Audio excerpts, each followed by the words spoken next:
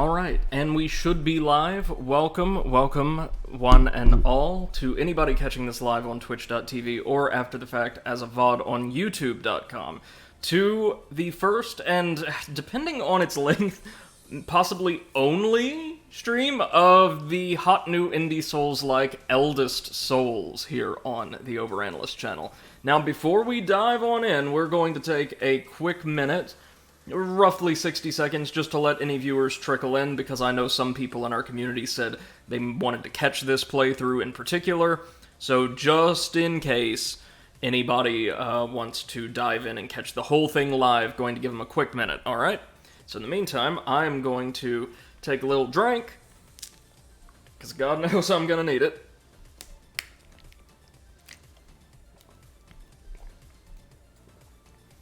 And, let you know that as soon as we're done with Eldest Souls, fingers crossed we'll dive back into Sly Thieves in time and complete it. We're going for 100% completion, and probably while we're at it, we'll pop back on over to Sly 3 to clean up the last few Master Thief challenges, all pertaining, I think, to the Dr. M battles and the Cooper Vault in the last chapter.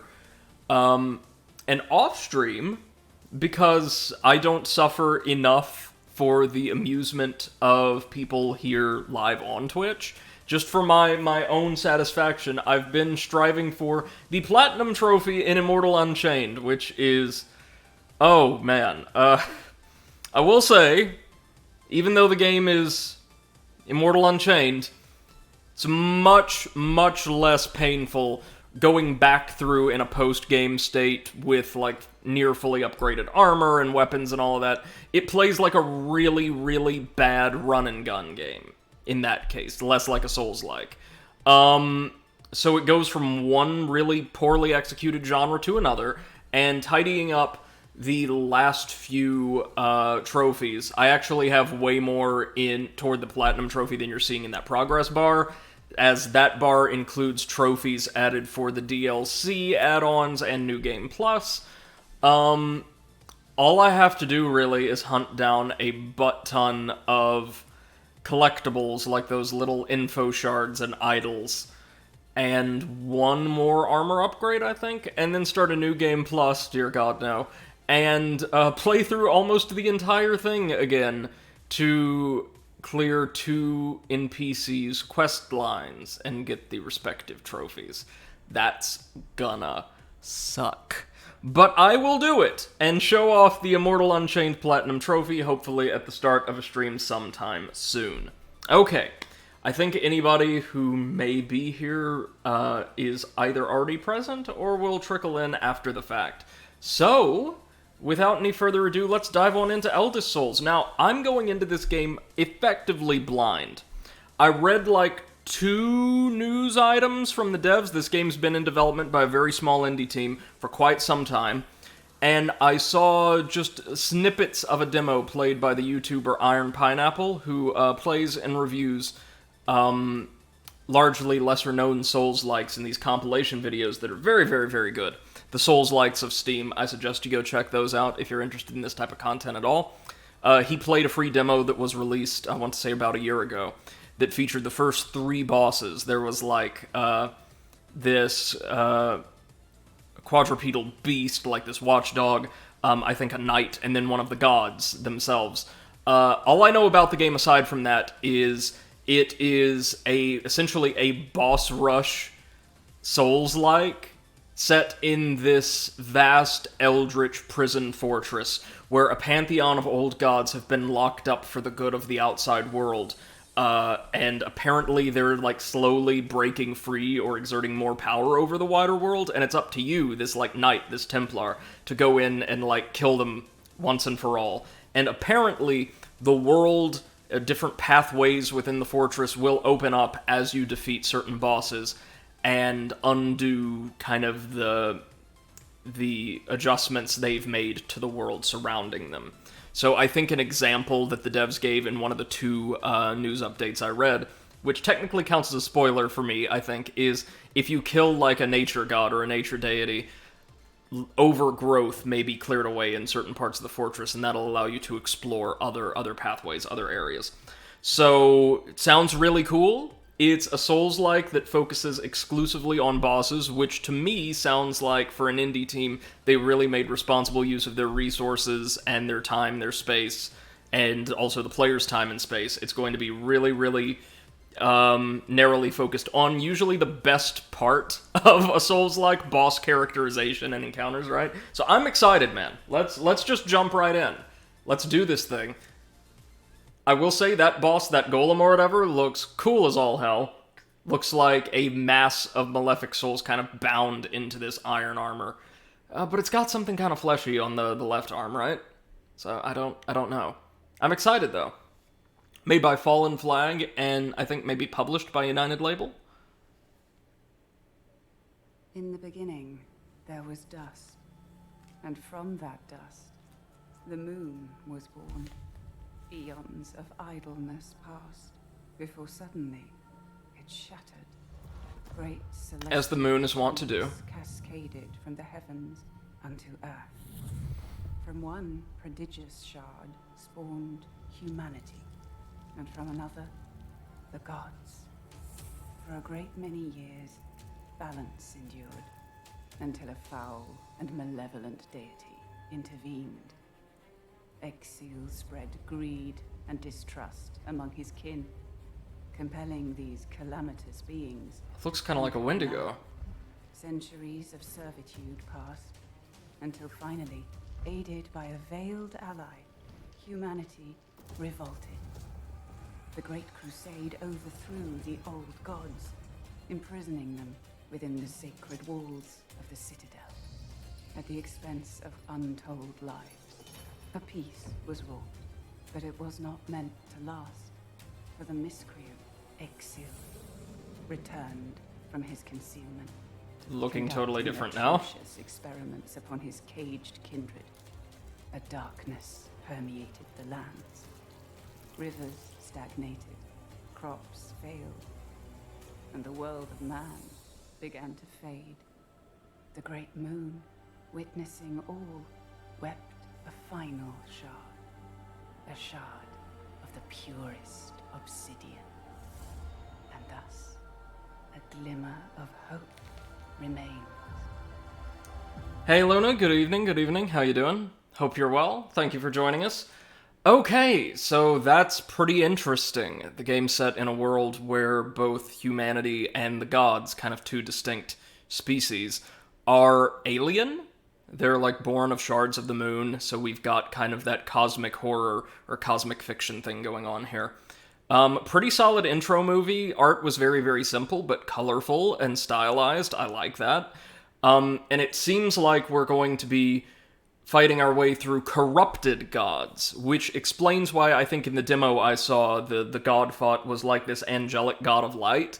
So they weren't all originally malicious. This god of decay and corruption, Exil, kind of persuaded them to commit atrocities against humanity. Right. Okay. And we are something that's neither neither divine nor mortal. We're like this outside agent born of a shard of the moon. Okay, I like that. Not sure I like the really big sword, though. Will we get options for multiple weapons, multiple loadouts? I would be very, very happy if we did. Luna says doing meh today? Oh, is everything alright? I hope the stream makes things a bit better for you. So let's see, let's look at these controls. There's an interact button for overworld exploration, I guess. One attack button. We can use shards, so shards of the moon, I guess. Those will give us magical abilities or context-specific unique actions, I suppose. Bloodburst, maybe a ranged attack? There's a dash, so like a dodge, and then fighting style, ascribed to the left trigger. So maybe we can switch between several different movesets for several different purposes. Oh, Luna, I got you, man. I'm sorry to hear about that, but I mean, I'm glad things weren't, dangerous or anything. Okay, so, ooh. We get several different save slots. Now, again, I've not seen any of the game outside of that demo the condensed footage from that demo Iron Pineapple shared for his Souls-like review videos. But I did see a stream by a popular Dark Souls streamer that lasted just shy of 3 hours. I don't know if he went through the entire game, or if that was just his first session. Hopefully the game's a bit longer. You know, I like my games really good and really long. Although the old gods have been chained, the kingdoms of men lay scourged by the desolation. A lone warrior approaches the ancient citadel in search of retribution. So we've got this vaguely retro pixelated art style. I quite like this. Alright, so welcome to the Crusaders' Landing. And welcome to our big-ass sword. Okay, so we can move about with either analog stick. That's kind of interesting. Okay. So we've got a health bar that is nowhere near full. It's about a third of the way to capacity. We've got... yeah, Crusaders Landing. Good. Thank you, trophy. We've got a little green gauge there, perhaps representing magic or the like. And watch. I can use the square button to perform a simple little 2 or 3 hit combo. But every time I press the square button, that second gauge begins to fill. Oh, I see. The longer you hold the button down, the farther the character moves forward with their attack. So ideally, we could, like, dash in and dash out, and the green gauge is essentially our stamina, and it governs how many times or how often we can use the X button to dash into or out of danger. So, I get a feeling combat in this game is going to be very fast-paced and frenetic and tight, and something I'm not very good at. We can, like, dash in to execute a powerful blow against an enemy, and then use the X button to dash right back out. Okay. Okay, that's cool. What's... oh my god, when we open the menu, what the hell is this? I'm overwhelmed immediately, so there's the options, which we're fine with tips and all that, great. Look at this skill tree. Look at these 4 skill trees. There's 3 different fighting styles. There is a separate set of loadouts for bosses, shards, so we'll get, like, abilities Mega Man style from each boss. And buffs to our charge attack, blood burst, and dash. Oh my god. We're starting with the wind slide fighting style. Attacks generate a wind leaf, a seeking projectile that fills your wind slide bar. Once your wind slide bar is 75% full, you can activate wind slide, a quick dash attack that cuts through enemies and unleashes a flurry of blows. Okay, so this is going to be like the Fast and Furious, fighting style. Berserk Slash, dealing damage causes shockwaves around you, filling your Berserk Fangs gauge. With at least 1 Berserk Fang, you can activate the Slash to deal 40 damage and gain a Berserker buff. Okay, so this is a power-based fighting style. And then Counter, a defensive fighting style. So, charging our attacks fills up a counter bar, reducing damage taken up to 5%. Once it's full, okay, that gives us like a shield, and we can get a bunch of shield-related buffs and abilities here. Alright, I mean, y'all know I like my playstyles pretty fast, graceful, and evasive, so just based off of what I'm reading here, Wind Slide might be the way to go early on. Luna says you didn't see Path of Exile skill tree. That is overwhelming. I actually have. I played Path of Exile near launch back in the day, and actually had a good bit of fun with it. Hold on a minute, sorry.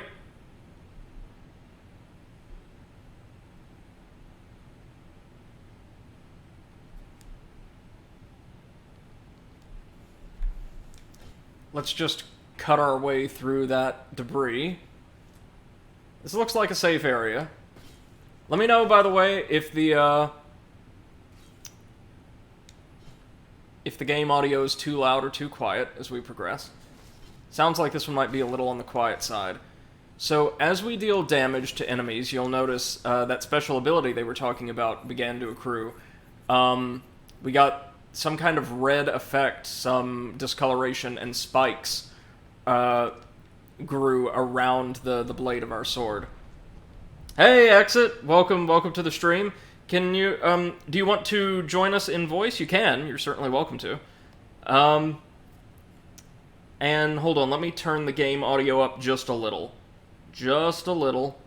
Not too much. There we go. Hey, us. Hey! Exit, how's it going, man? Doing good. Doing good. So we just started the game. It looks very interesting, and did you catch the skill tree? Oh, no, I just popped in, man. Okay, so get ready. Yeah. Hold on, I can't see this because I'm watching your live on Discord. Okay. It's so small, it's really small, I can't read it. No. The takeaway here is it's massive and fairly complicated. There's 3 different fighting styles, and each of them have their own skill tree. Yes! So there's the strength, a dex, and a Sekiro build. Yeah, well, one of them's defensive, one of them's based around agility, and yeah, one of them is, like, based around berserk rage. Yeah, well, counter. Like parrying and the riposte. As I understand it, the counter build is actually based primarily around creating shields for yourselves. No, like, parries or anything like that, unfortunately. Oh, okay. Then I read that wrong. So I'm going to stick with the quick one for now. That's your MO. Ooh! Instant death from that log. Okay. I guess that was meant to teach us how death works, maybe? Or dash... Okay, we can dash straight through it. Alright. Invincibility, perhaps. Okay, that's a good dash. I like dashes with iframes. Okay, Abandoned Battleground is our first boss gonna be right up through here. This looks like where that YouTuber fought a boss.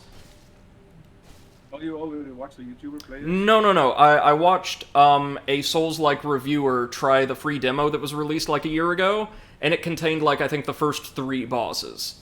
I vaguely remember them. We got a harp string. Okay, what does that do? A thin harp string, worn but intact. Harps were common instruments in the courts of the border baronies. Such was the knight's predilection towards their music that it said that even a low-born commoner could live a wealthy life in the high fortress, provided they possessed enough musical talent. Of course, such tales are of a time past, as nothing is left of the towering fortresses but bones and stone. That sounds like a D-list WWE stable. Bones and stone. You here. But would you be able to close the mini feed, scroll down in the OBS, like close the mini feed, scroll down the other one, and move your chat a little bit to the right, so that the window gets bigger because it's really hard to read. Okay, of course. It's really small. Sorry, man. 1 second. We will close the feed. There we go. And now we will go over to OBS, grab chat, and, well, we're not going to remove it entirely. We're just going to reposition it. Yeah, everything to make that little window get bigger because it's really hard to. Sorry about that. Hold on. I can do a couple things for you. There we go. That's much better, actually.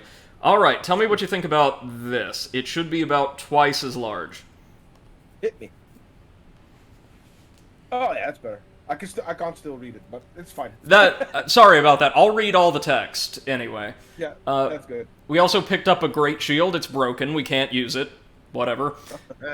A stout great shield made of iron, worn out by battle. Such shields were widely used by the Mercian foot soldiers, once regarded as the finest among the kingdoms. Indeed, Mercia's royal army led the charge against the Elder Gods in the First Crusade. Yeah, well, didn't work out too well for him. Nope.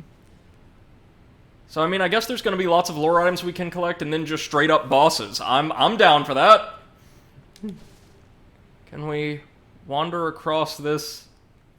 Yeah, we can. What on earth is this? Abyssal effigy. Ooh, it's in the shape of a corvid. A small black effigy of a one-eyed crow. The faith of the deep, oh shit, was forbidden by all the elder gods alike. But now that the former rulers are in chains, such symbols of faith are appearing throughout the land. After all, what hope is there for the rebirth of the world? So, the humans turned to worshipping even more monstrous gods to help them. It checks out. By the way, is the sword something you are stuck with, or can you switch weapons? Unfortunately, it looks like we're stuck with this. Alright.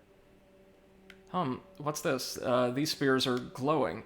An old bundle of obsidian spears, their tips brittle and dark. The use of obsidian, spelled slightly differently, was completely forbidden by the old gods, but with their demise, the material has resurfaced within the lands. However, the craftsmanship of the mysterious material is rudimentary at best, as the stone metal appears brittle and uneven. Okay, so there's some kind of substance. Oh. There's nothing you can do with them? You cannot, like, cut them or grab them or... Unfortunately not. Maybe the implication here, they're trying to give us some context, is that our sword is crafted from obsidian too? Yeah, pure... So the item is pure for lore. That's what it was. Oh, even more lore, dear God. Oh, shit. To my lord and liege, Count of Cumbria, getting within these cursed walls was supposed to be the easy part of our task, and yet it is not so. My lord, fiends from hell control the walls, pouring out of the gates at our very attempt at sieging the citadel. They're demons, my liege, no other way to describe them. Monstrous, taller and stronger than our men. Steel won't kill them. The black spears can harm them, but the obsidian tip is brittle, and we lose many precious spearheads for every skirmish we engage in. By the time this missive reaches you, I hope we'll have control over the walls, but I beg you, inform the king. We need more supplies, better weapons than our black spears. Something stronger that could cut through a much bigger foe. For king and country, your loyal servant. Okay, so our blade is definitely obsidian then. Yeah. Since you are able to cut them. Hopefully. We haven't seen it yet, no. I mean, it would be like the most Souls-like of all time if, from the start, we just couldn't harm anything. And then you have to start over and get a new weapon or something. No, not even that. Just like, no, you have to get good. How? We didn't program anything in. Figure it out. Let us know what you find so that we can program it in later. So, this is pretty cool. We've got like a fast travel system and a world map. Okay. I guess this can bring us back to the... Okay, so we cannot return to that checkpoint just before the logs. Okie dokie. Not like we would need to. Is there any... Oh, God. I understand they're trying to give us a lot of lore early on to kind of immerse us in the setting. That's fine.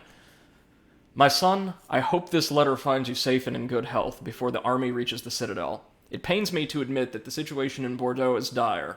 The family's fortune is gone, brigandry is running rampant, and the small folk are in open rebellion as the desolation consumes our crops. No one is safe outside of the high fortresses. We've managed to escape the fief with our best mares, but your brother died to ensure we make it. So I beg of you, my only son, they might call you a crusader, but remember who you truly are, a knight of Bordeaux above all else. Please do not spill your blood for the king's folly. Please come back home. I feel like I should get some of that, like, royalty-free acoustic music they use in, like, Civil War documentaries to play while I read these 500 notes we're gonna be finding. Oh, no. Oh, yes. Here we go. Okay, yeah, I remember this one. The Watchdog. Nice big guy. What do you do? Okay, they've got a dash. We've got a dash, too. Oh, shoot. Oh! There's not much damage coming off there. It may be heavily... Jesus Christ. Heavily reliant on our special abilities. Oh, wait, he's tired. Lifesteal. Fully charge attack to gain Bloodthirst, then attack the enemy to lifesteal and regenerate your health. Oh! Oh, that's interesting.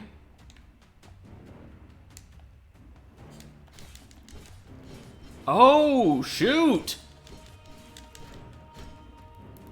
So we want to keep our Bloodthirst active because it looks like we deal more damage with it as well.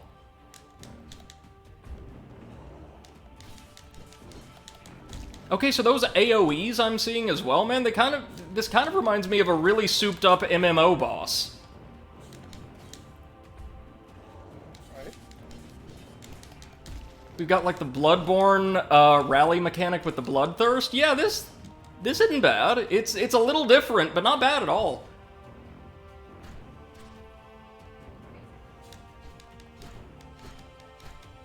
Right, I'm gonna have to leave you for a couple of minutes. All right. My food's done, so I'm gonna No worries. grab something to eat. Enjoy, enjoy. I will come back later. Yes, sir. See you soon. Hey, Eclipse. Eclipse says, "Huh, cool. Yeah. This is a different system, but I kind of like it. So when we get Bloodthirst, we can also then use Blood Burst to deal like a really powerful blow. Okay. Oh God, phase 2.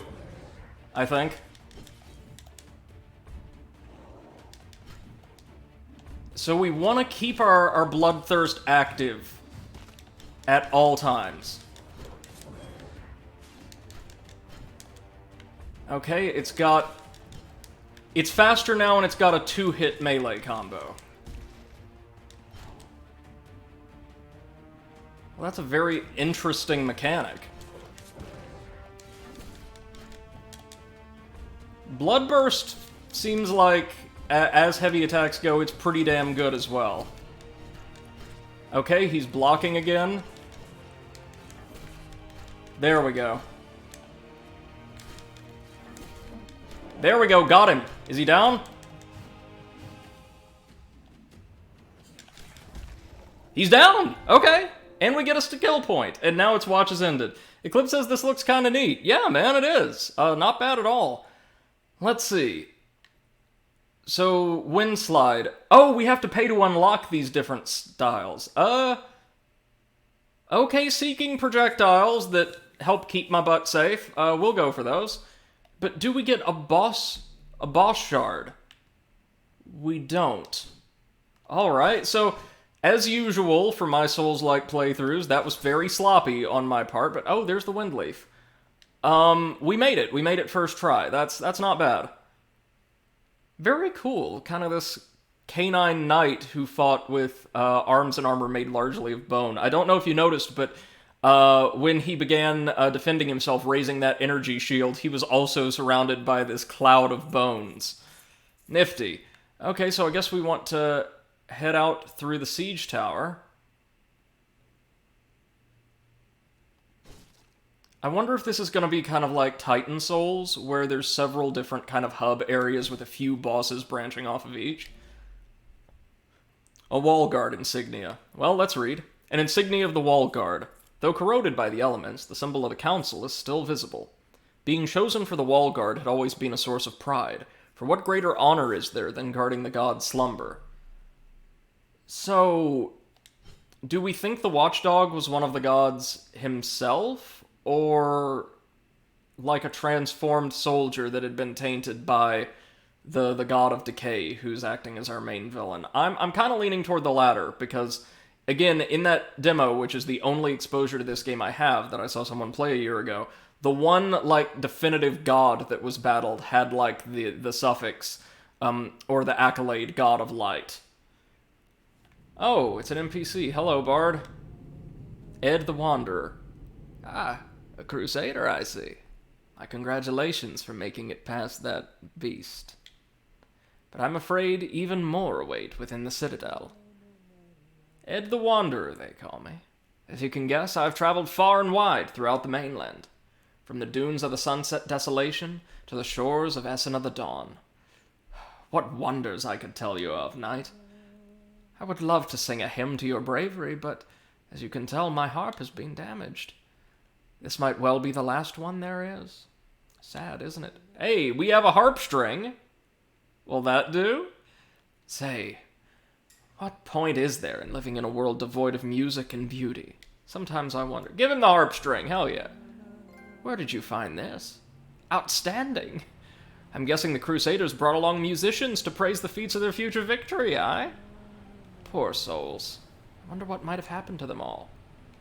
And he gave us a gift. A shard, maybe? A special item.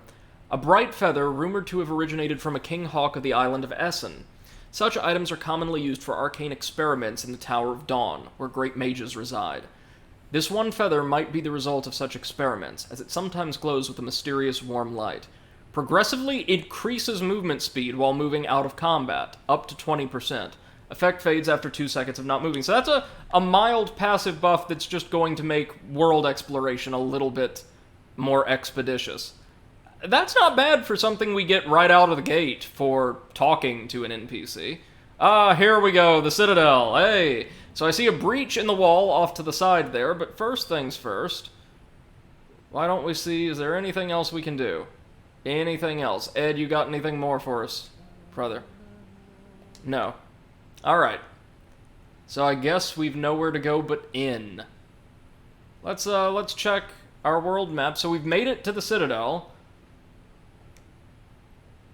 Again, I do wonder how long this game is. I hope we get a good couple streams out of it. Without me dying like 500 times, you know? Ooh, it's very dark in here. Oh, there we go.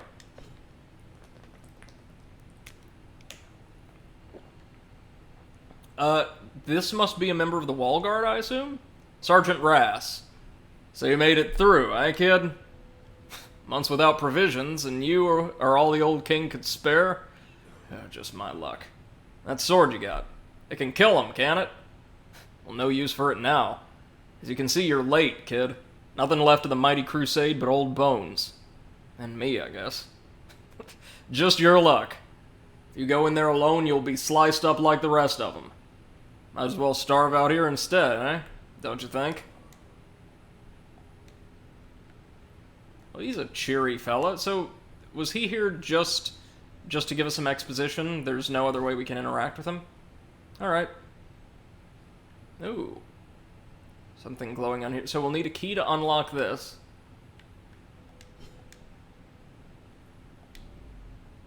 Amethyst Vial.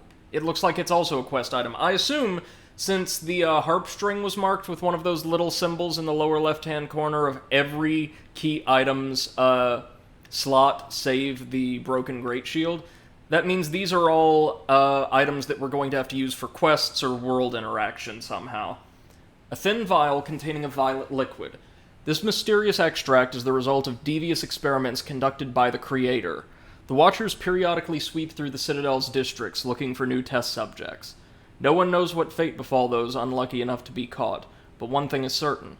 No one ever comes back.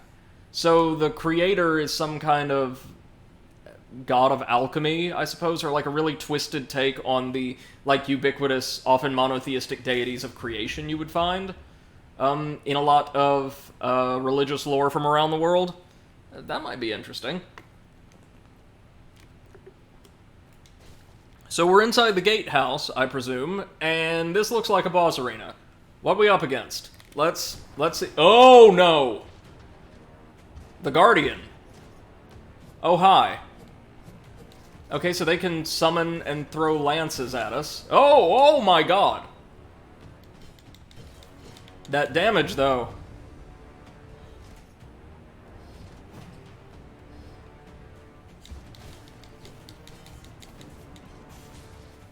Okay, so the good news is they appear to be very, very, very slow, but they hit hella hard.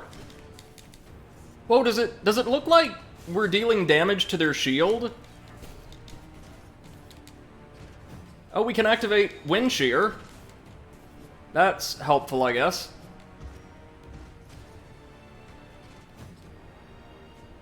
Oh god, stamina, come on.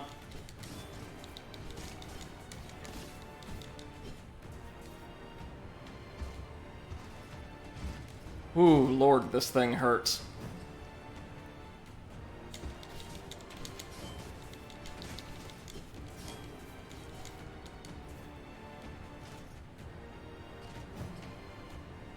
Okay, so the swipe, it cannot perform in rapid succession. The stab, it can, and will.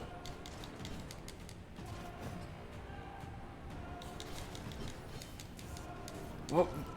Oh my god, and we're dead. Okay, okay.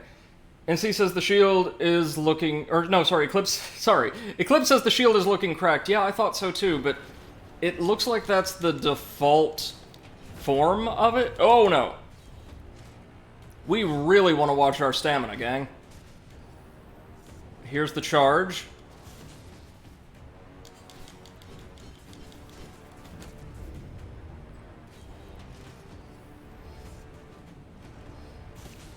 Jesus Christ. Okay, so there is no easy way to dodge, like, half of this thing's attacks because of its range.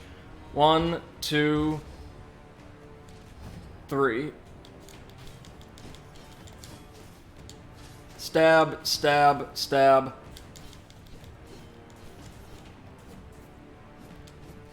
The spears are nothing. The spears are honestly the easiest attack here to deal with.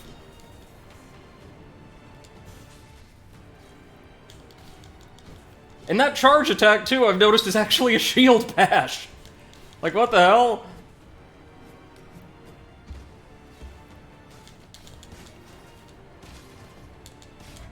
Like, Eclipse is, yeah, it's correct to begin with, and you get a trophy for dying. Yes, you do, you do. And, okay, that charge does look a little goofy. It's got some serious range to it, not gonna lie.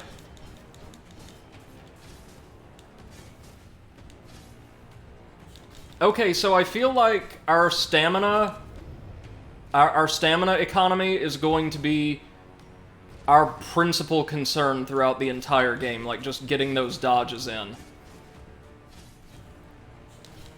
Oh, so we can, like, run away from the, oh, no.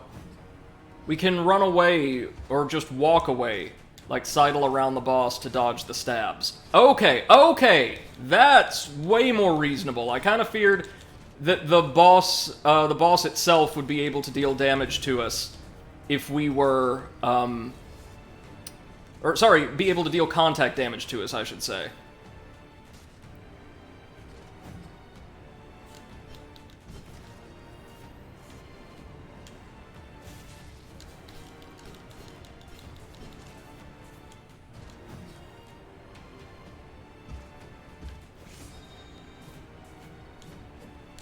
Oh, come on. Eclipse says also, yeah, he just speared you from the front when you were behind his shoulder. Yeah, so it looks like the actual thrust attack has a hitbox that begins behind the spear, but does not actually encompass the knight himself. That's a game changer.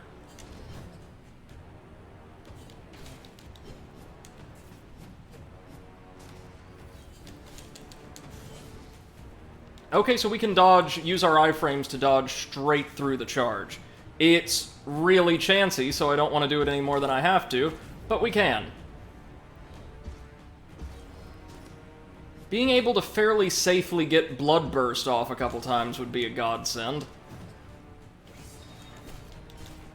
Like that. Yeah, okay, there we go. That's actually super exploitable now that I know what I'm doing. It's almost like games like this are encouraging their players to learn something through experimentation. Oh, that's the one to dodge. That's the one to look out for.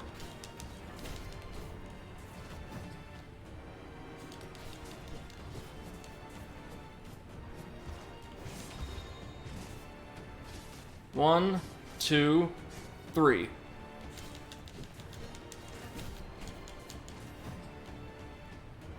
I need to stop double dashing, though. Odds are good I probably don't need it. The extra range half the time, that is.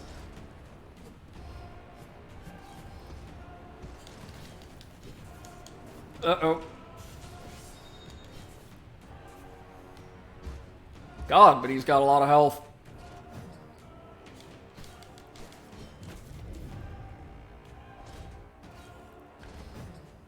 How do you like... Oh, God.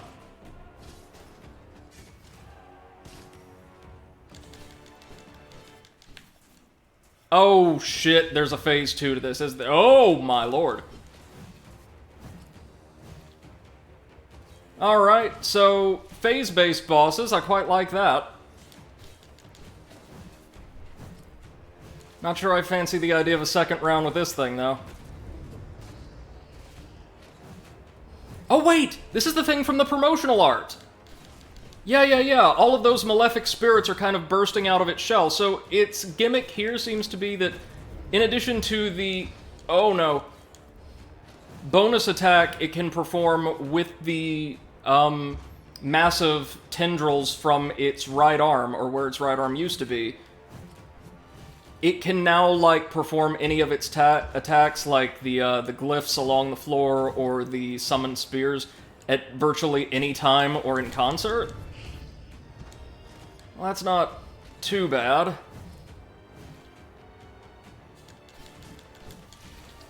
Famous last words, but it could be worse. Like that. It could be worse like that.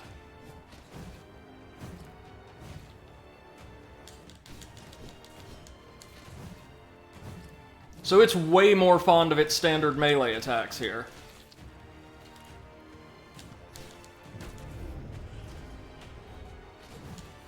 One, two, three.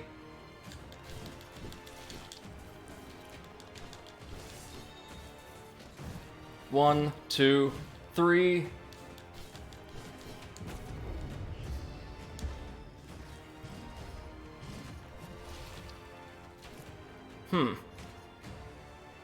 One, two, three. This is the one we can punish.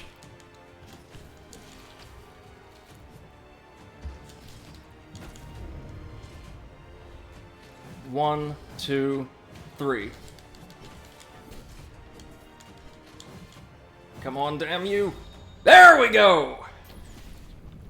Woohoo! Clip says, yeah, for early game he's tanky. He certainly is, but we got it. Oh, Lord. Okay, so that wasn't too great of a performance on my part, but, a pretty good fight, I have to say. Difficult, yeah, but it looks like bosses in this game have patterns that are pretty easily exploited once you actually learn them. And, like we saw with the Watchdog with those AoEs, there seems to be a visual telegraph for the hitbox of every individual attack. And bosses themselves don't deal contact damage in the midst of attack animations. Like when the knight was thrusting his spear towards us, he wasn't dealing damage if we happened to overlap with him. So that's pretty good. That's honestly nice and fair now that I know of it. So we can take that shard he granted us and infuse it somewhere. We can also use a skill point to grab either Wind Aura. Your Blood Burst creates a Wind Aura around you, like a damaging AoE, or landing a charge attack ignites the active Wind Leaves, increasing their damage and Wind Slide bar gain by 20%. All of these are Wind Leaf bonuses. These all have to do with the Wind Aura. I think we'll upgrade... We'll get Razor Leaf. It's great in Pokemon, it'll be great here. So, each boss shard seems to be able to grant an upgrade to each of our abilities. Either one of our fighting styles, or one of our basic abilities. Corrupted Dash. Using Dash through attacks creates a swarm of corruption around you, dealing 10 damage and healing for 5% HP. That sounds pretty good. Every third charge attack unleashes a swarm of corruption, dealing 15 damage and healing for 150% of what it normally would. Bloodburst causes a patch of corruption to linger on the ground. It lasts for 3 seconds, deals 4 damage every 0.5 seconds, and heals for the same amount. Shaped by the Creator, bound by his duty, something dark looms deep within this fragment. A disturbing but relaxing presence. What has the Creator meddled with to produce such a monstrosity? Dark tendrils sprout, reaching forward. If they collide with an object or enemy, you'll grapple towards it. Hitting an enemy deals 25 damage and grants a full Bloodthirst bar.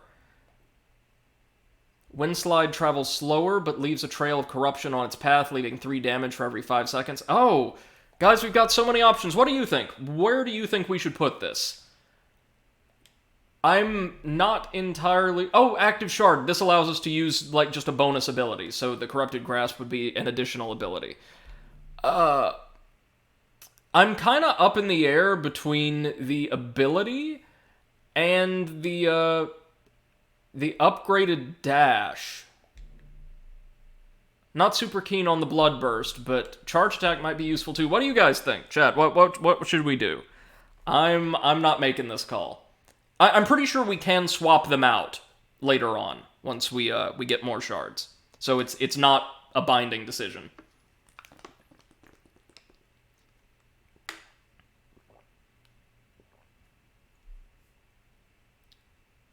Anything? If no suggestions, I guess I'll go ahead and just equip it in our active shard slot.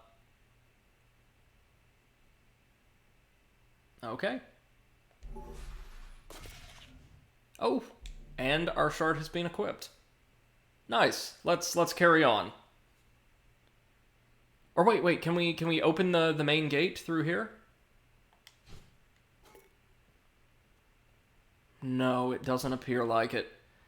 Let's keep our eyes peeled for secrets, though, as we explore the overworld. Use the shard to grapple across. Oh, I see. It's a tutorial.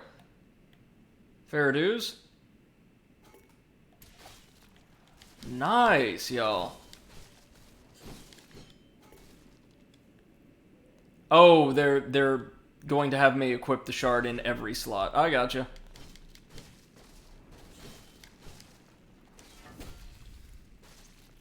Interesting. So each boss doesn't just give you a new ability, it gives you like a new moveset. Right on. And we've made it to kind of our central hub, the crossroads. And indeed we have. It looks like there's something to the southeast, though, in addition to these other arenas that stand before us. So let's see, what do we have here?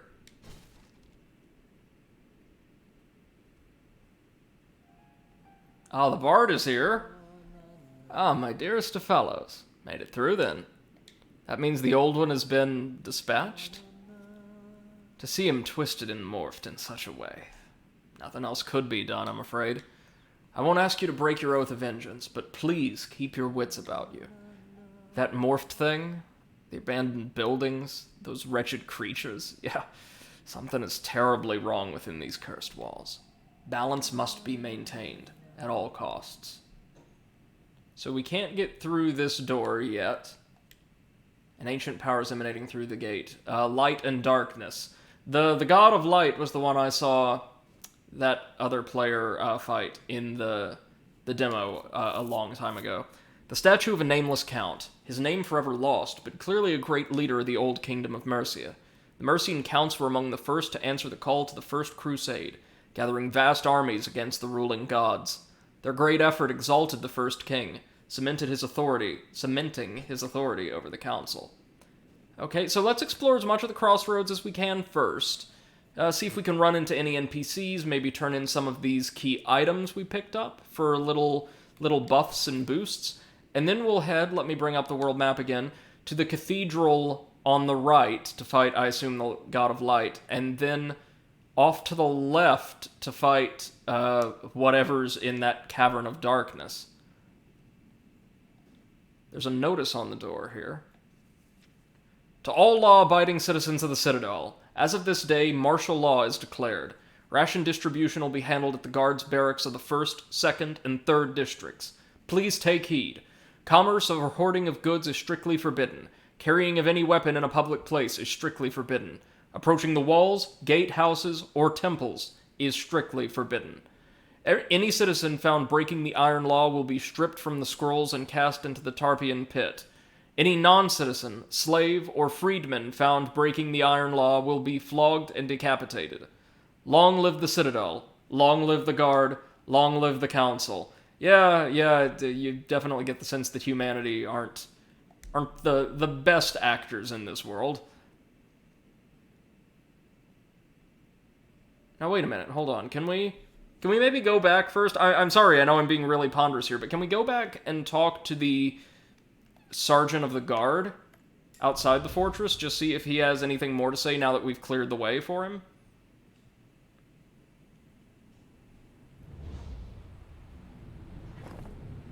And also, can we make our way to the southeast at any point? See? See that little cloister over there?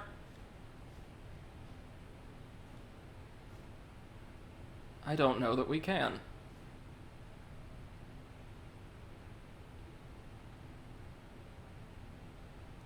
Y'all know me, I get super invested in exploration when I'm playing games blind.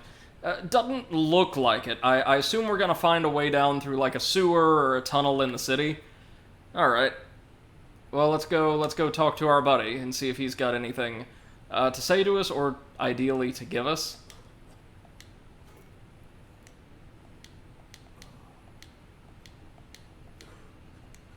Nope, nothing. Oh, let's also remember that there's a key down, or a lock that we'll need a key for down in the tunnels leading to the Guardians boss arena.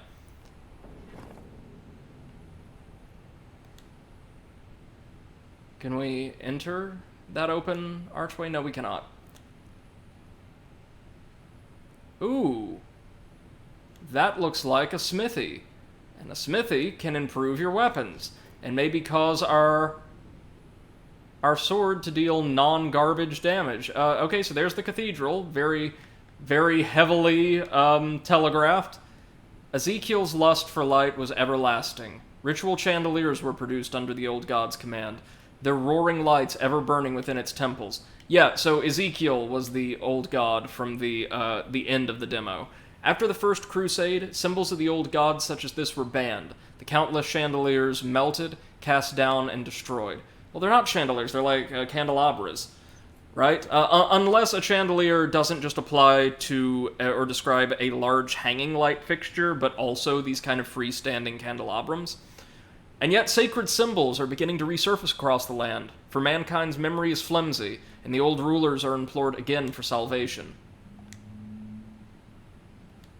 Alright, well, we'll take him on in a minute. Oh, wait a minute. I don't think this is a smithy, you guys. Remember in the entrance movie, or the intro movie, one of the gods that was shown to, like, cooperate with humanity, like one of those friendly faces before the corruption set in amongst all the deities, was like a Hephaestus-style god of the forge? Let's see, we got a Darkstone hammer. We might have to fight someone in there, I don't know. A mason hammer. Its surface a deep black.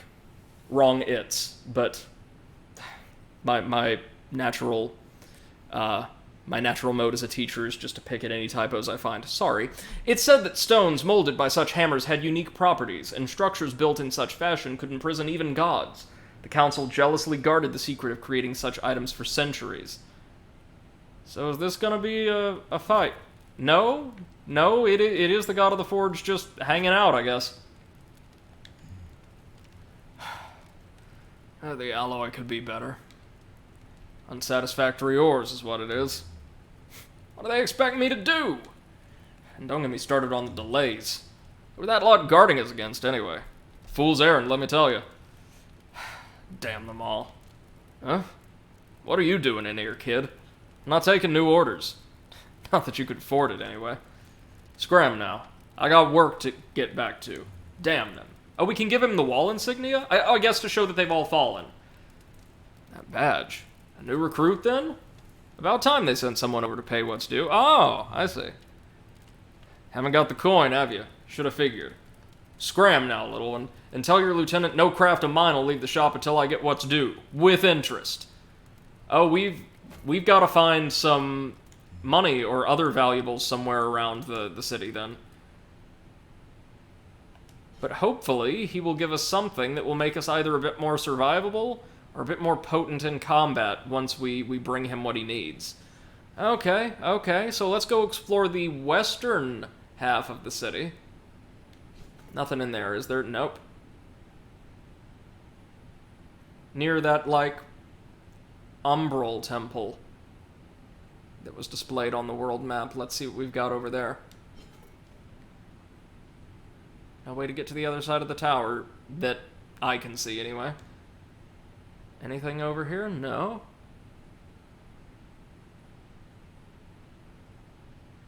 A lot of abandoned, what look like perfectly normal homes over here. So this wasn't just a completely militarized area. People lived here, along with the gods they were guarding. I see tar. I see tar and crows. We're not gonna go there quite yet. That looks like a bad idea.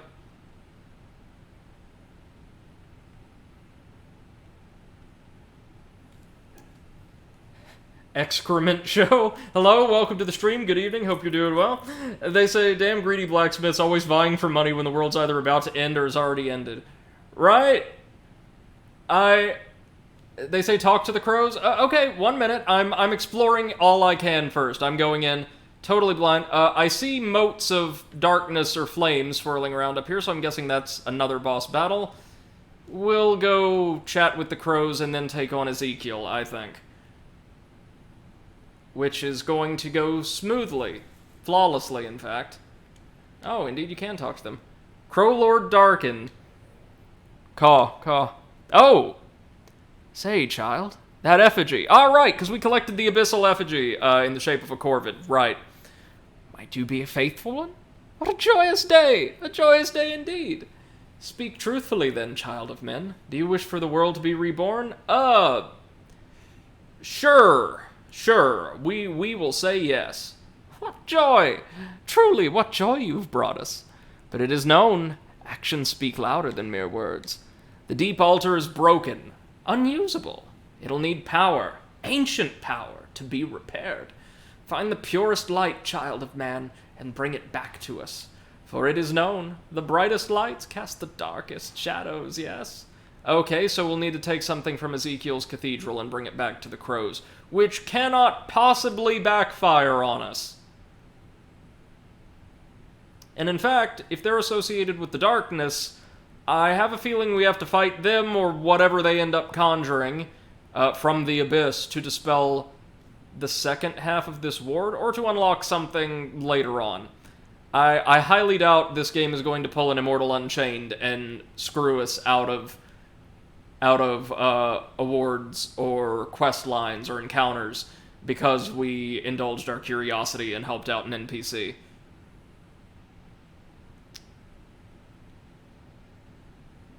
Okay, let's open the doors to the Cathedral of Light.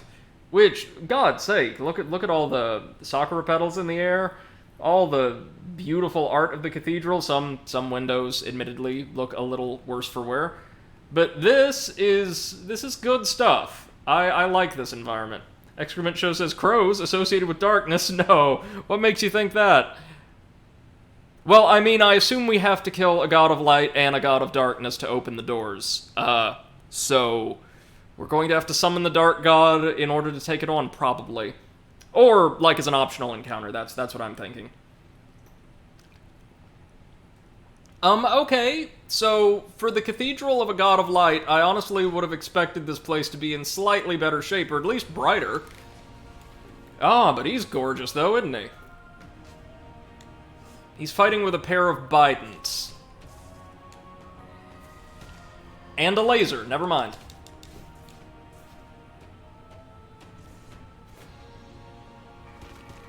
Oh! Well, you're an interesting one. Okay, so he's painting certain sections of the arena with light, or I think impaling those spears in certain sections of the arena, and then, like, filling the entire side of the room they're located on with a damaging field of lasers. Alright. I'm not sure I'm gonna be too good at this, but you know what? We're gonna give it the old college try. Oh, no. Whoa, Lord. Okay. This guy hits just as hard as the last. This might be me. It probably is, in fact. Whoa. But it looks like he doesn't have quite as much health as the Guardian did.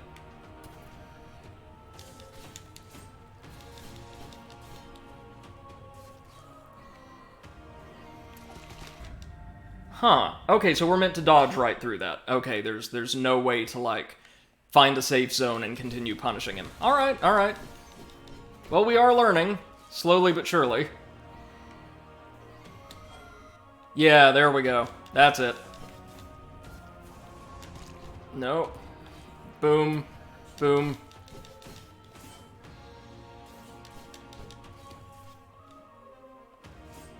What is the purpose of this? Does this damage us? Does this...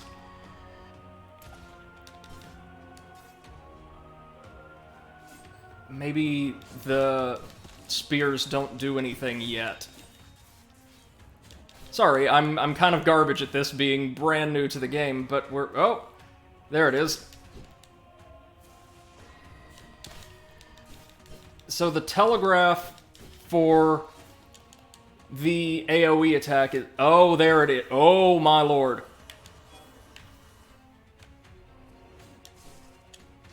Oh, this is really cool. Difficult, but really, really cool.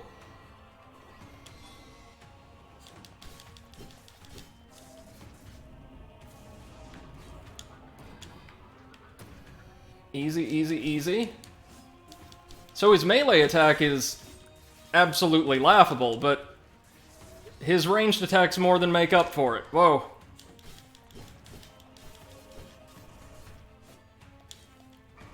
Oof. Close. Excrement Show says you might just be doing more damage to him compared to the Guardian. That's true. Bosses in this game are very, very tanky. I can definitely attest to that. Which, since it's a boss rush game, and they are not just most of, but the entirety of the game's content, that makes perfect sense. Okay, so when he casts that series of circular AoEs, it's not always predetermined that he's going to fire off the red or the white lasers first. It depends.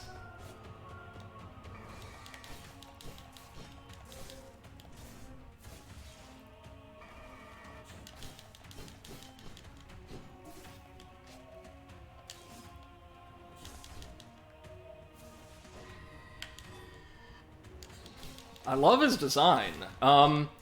Like, recognizably angelic, but at the same time, alien. Oh my god. Shit! Excrement Show says, melee attacks are sometimes nasty, especially when you're charging into him. Yeah, and you are really frail in this game. I will say, even by Souls-like standards. Okay, so he always casts the red lightning off to his right-hand side and the white off to his left-hand side. It looks like, anyway. So color can be used as an indicator of his telegraphs as well. Oh, fucking shit!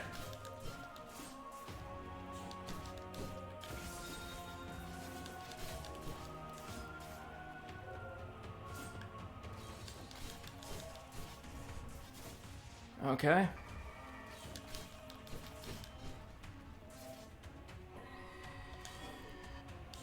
I am terrified to see what Phase 2 of this looks like.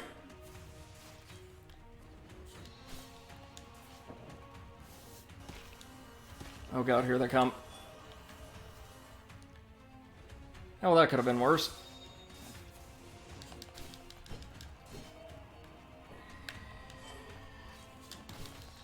Okay, just burn him down while we can.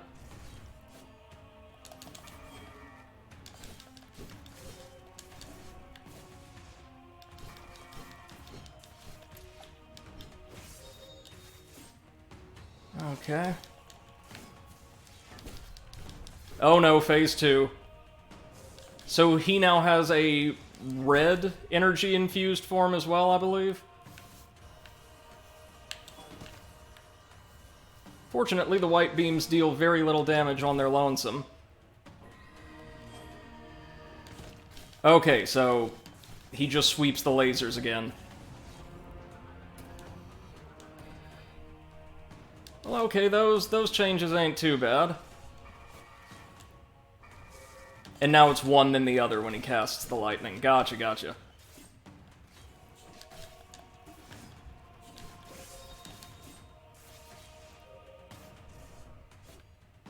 Uh-oh.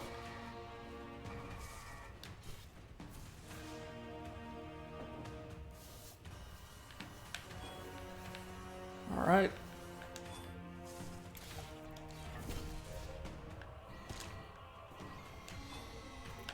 Yep.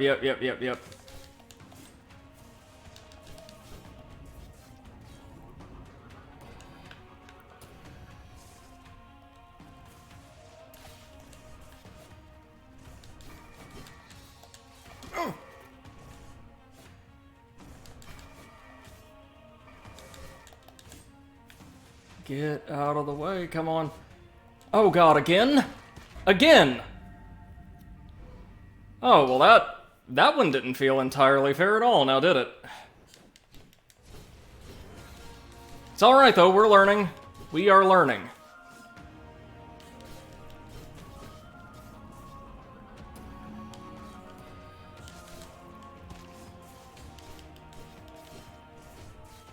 I wonder if we would be much more powerful with that Berserker skill set equipped. Which we definitely do not have, of course, so it's a moot point, but I am curious.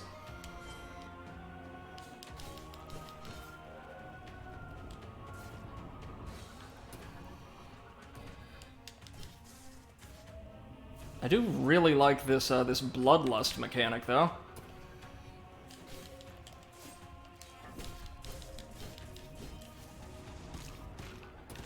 Oh, shit.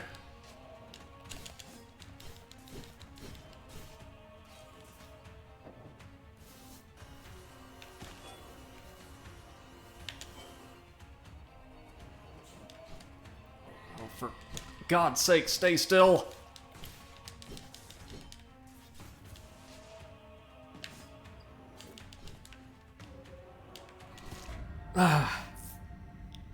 Excrement says, second phase, basically, I've had my morning coffee, prepare to die. The interesting thing so far is these bosses, 4 early game bosses in a title like this, right, have very complex, kind of really difficult phases, or movesets, I guess, I should say. But their second phases aren't considerably more dangerous. Just a little faster, usually.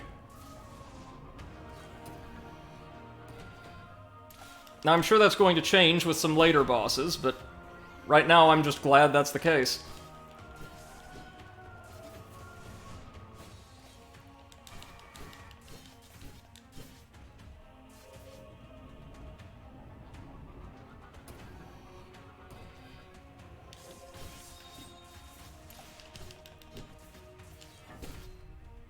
There we go. Oh, and here they come. Good news, though. For being his most difficult to completely, cleanly avoid attack, those white beams during the, I guess his ult is what I'll call it, deal very little damage compared to everything else. I approve.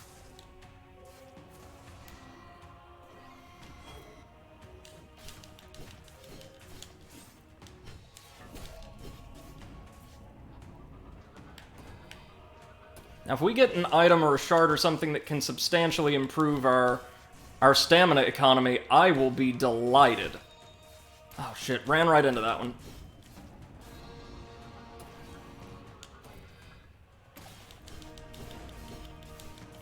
Come on.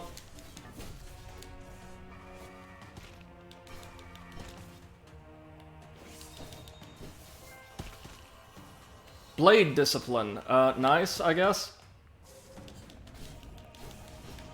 Oh, God.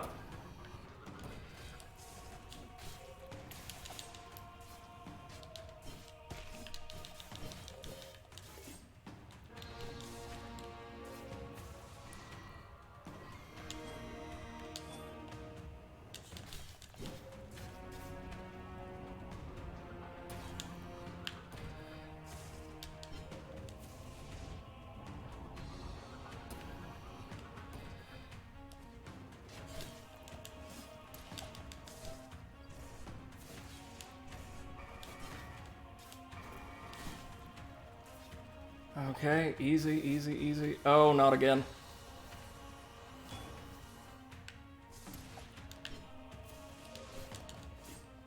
Okay. Sorry, I'm not being all that talkative right now. This is very tense, actually. Oh, shit! Okay, little difference I just noticed. In Phase 2, he deals way more damage with all of his attacks.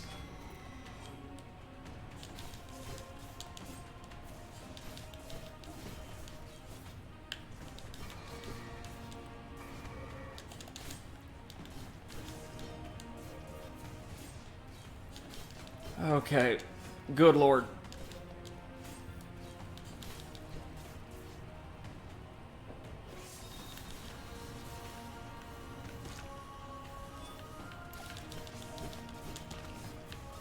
no, no, no.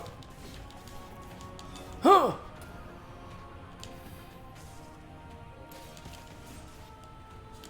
Come on. Don't screw us over now.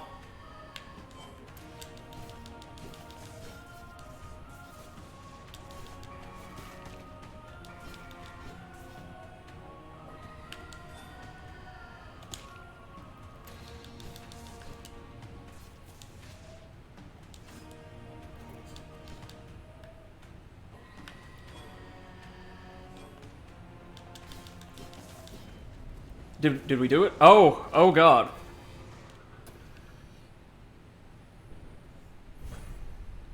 Excrement Show says you could change your skill sets at will in between boss battles if you want to try out the Berserker one. I'm aware of that. I just have not invested a skill point into that tree.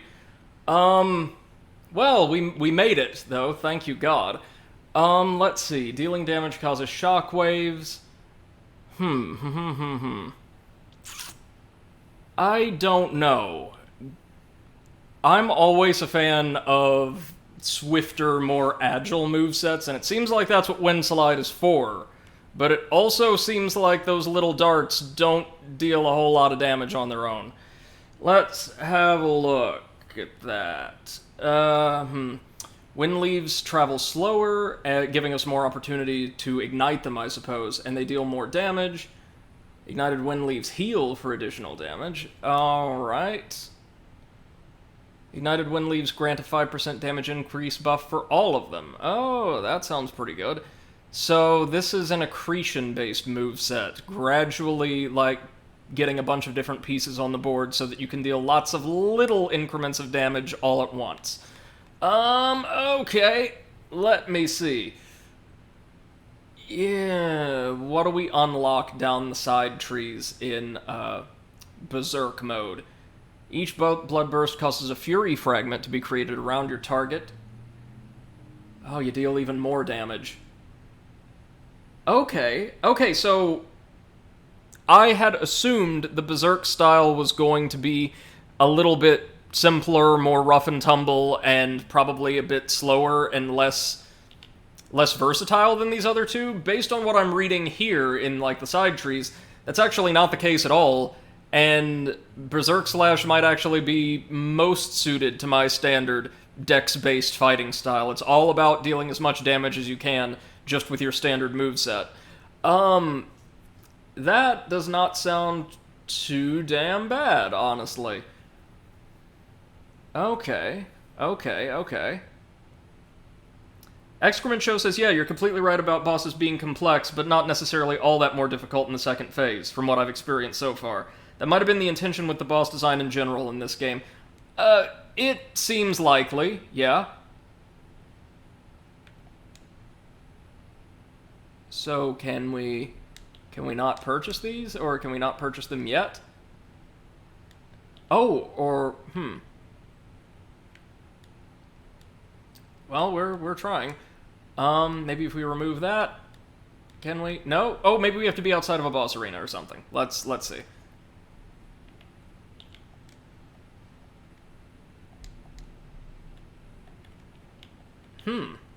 Well, alright. If they're keeping us here, no big deal. We will happily progress with the Wind Slide style. I don't mind. I do enjoy this moveset, or this ability set. After successfully dodging, your next light attack becomes a flurry, a swift dash forward that delivers 4 quick cuts. Okay, we need that.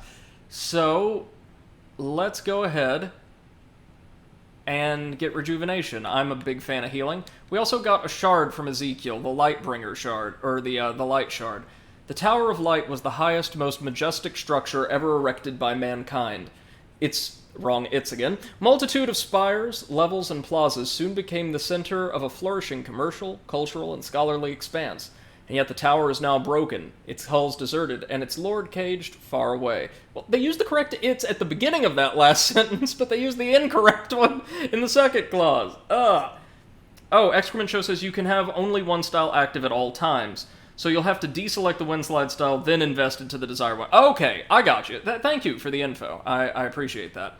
Unleash a Torrent of Pure Light, dealing 7 damage No. Tell you what, our grapple, especially considering that it gives us a significant boon in the form of that full bloodlust meter, is going to probably stay in this slot through the rest of the game.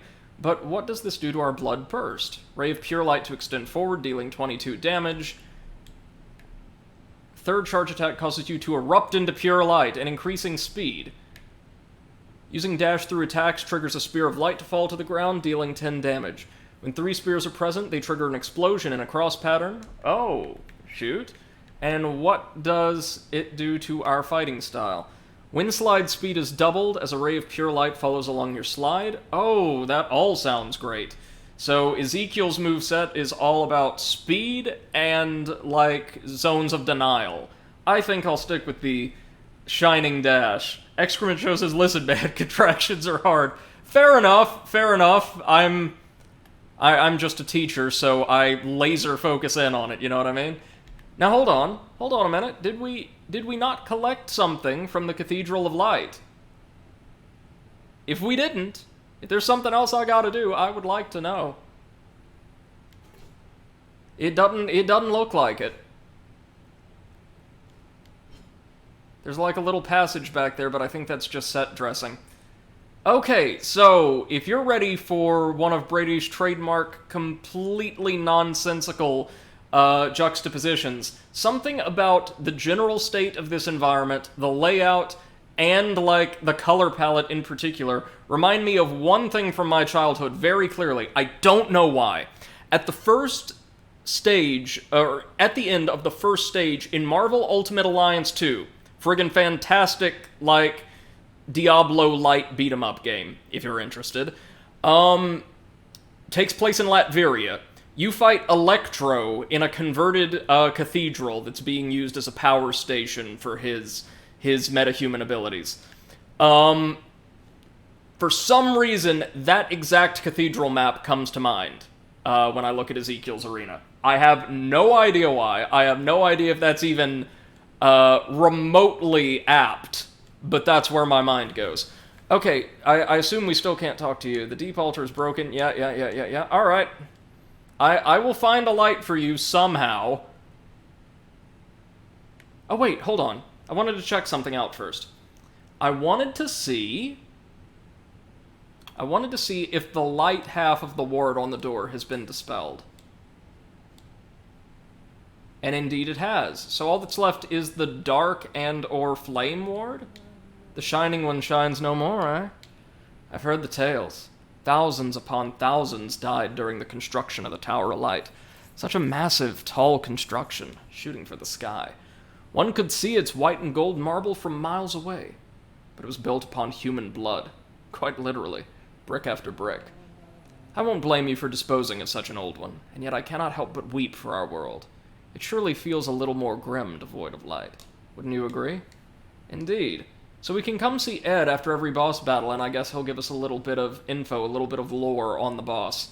And given my predilection for lore, you know we're going to be doing that every single time.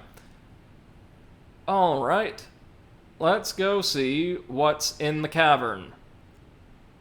Surrounded by those moats of fairly daunting, like dark, kind of dark pinkish or crimson light.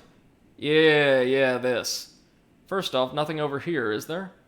A well we can't interact with? Alright. Nothing major.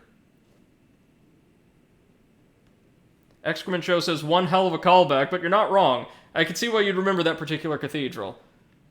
Oh, you've played MUA as well, right? Isn't that a fantastic series? You know, even though the third one was released with significantly lesser production values and resources than the first two, it's actually pretty decent if you're looking for a time killer on Switch. O wise one, be with us this day.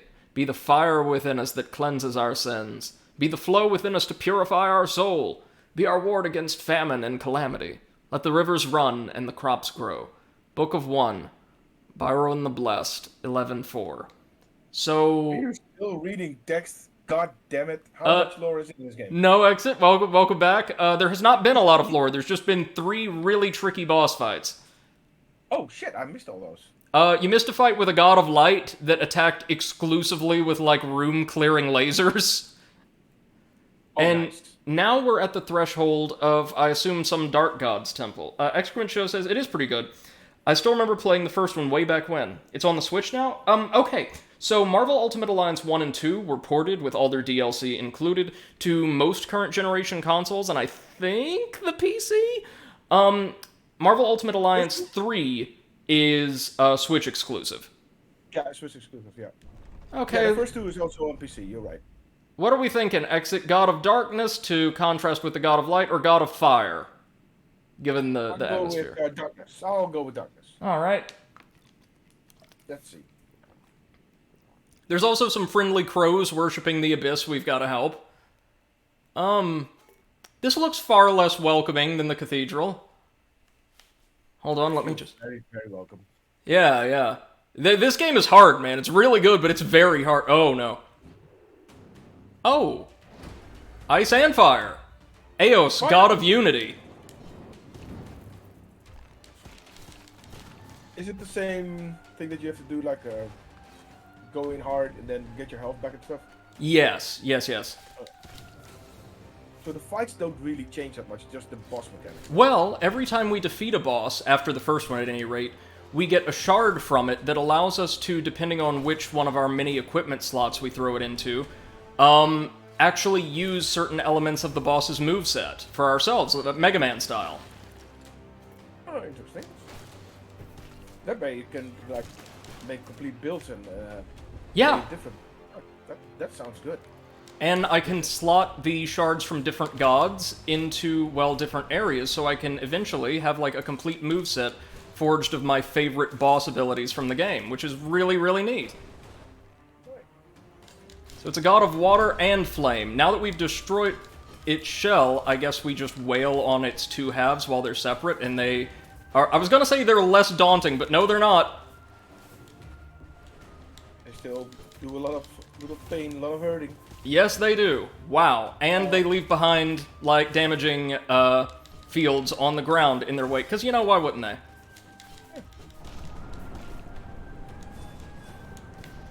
Ooh. So the coronas of light, like, striking the ground, those are mine.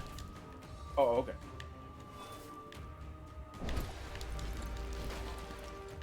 So I will say, so far, at least, this isn't as hard as the last boss, because, good lord, he was very well designed, but an absolute nightmare.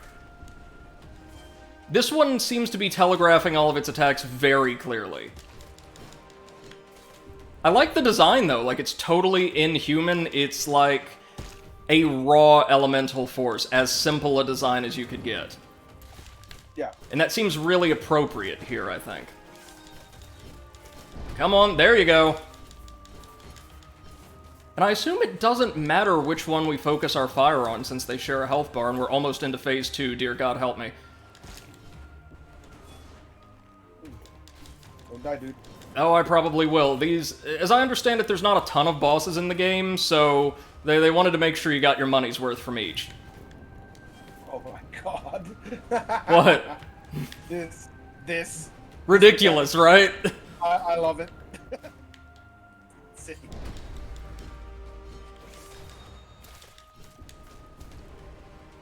That little dash attack you see me using, the one that creates like a tether, is actually a move I got from the second boss in the game. And if it lands, it instantly fills that bloodlust meter we can use to activate the rally mechanic. And also consume, if we so choose, to instantly gain or deal a ton of damage to the boss. I very rarely do, though, because I am coward. Oh, we might be done. It's all that damn lava it was leaving behind. There we go. There. Oh, no. Don't get hit. It's the AoEs that do it to you every time. Like, I don't know if it's just my warped perception here, Exit, but it looks like they're like individual projectile attacks don't deal much damage at all. It's all the AoEs. like that. Oh no. Ooh.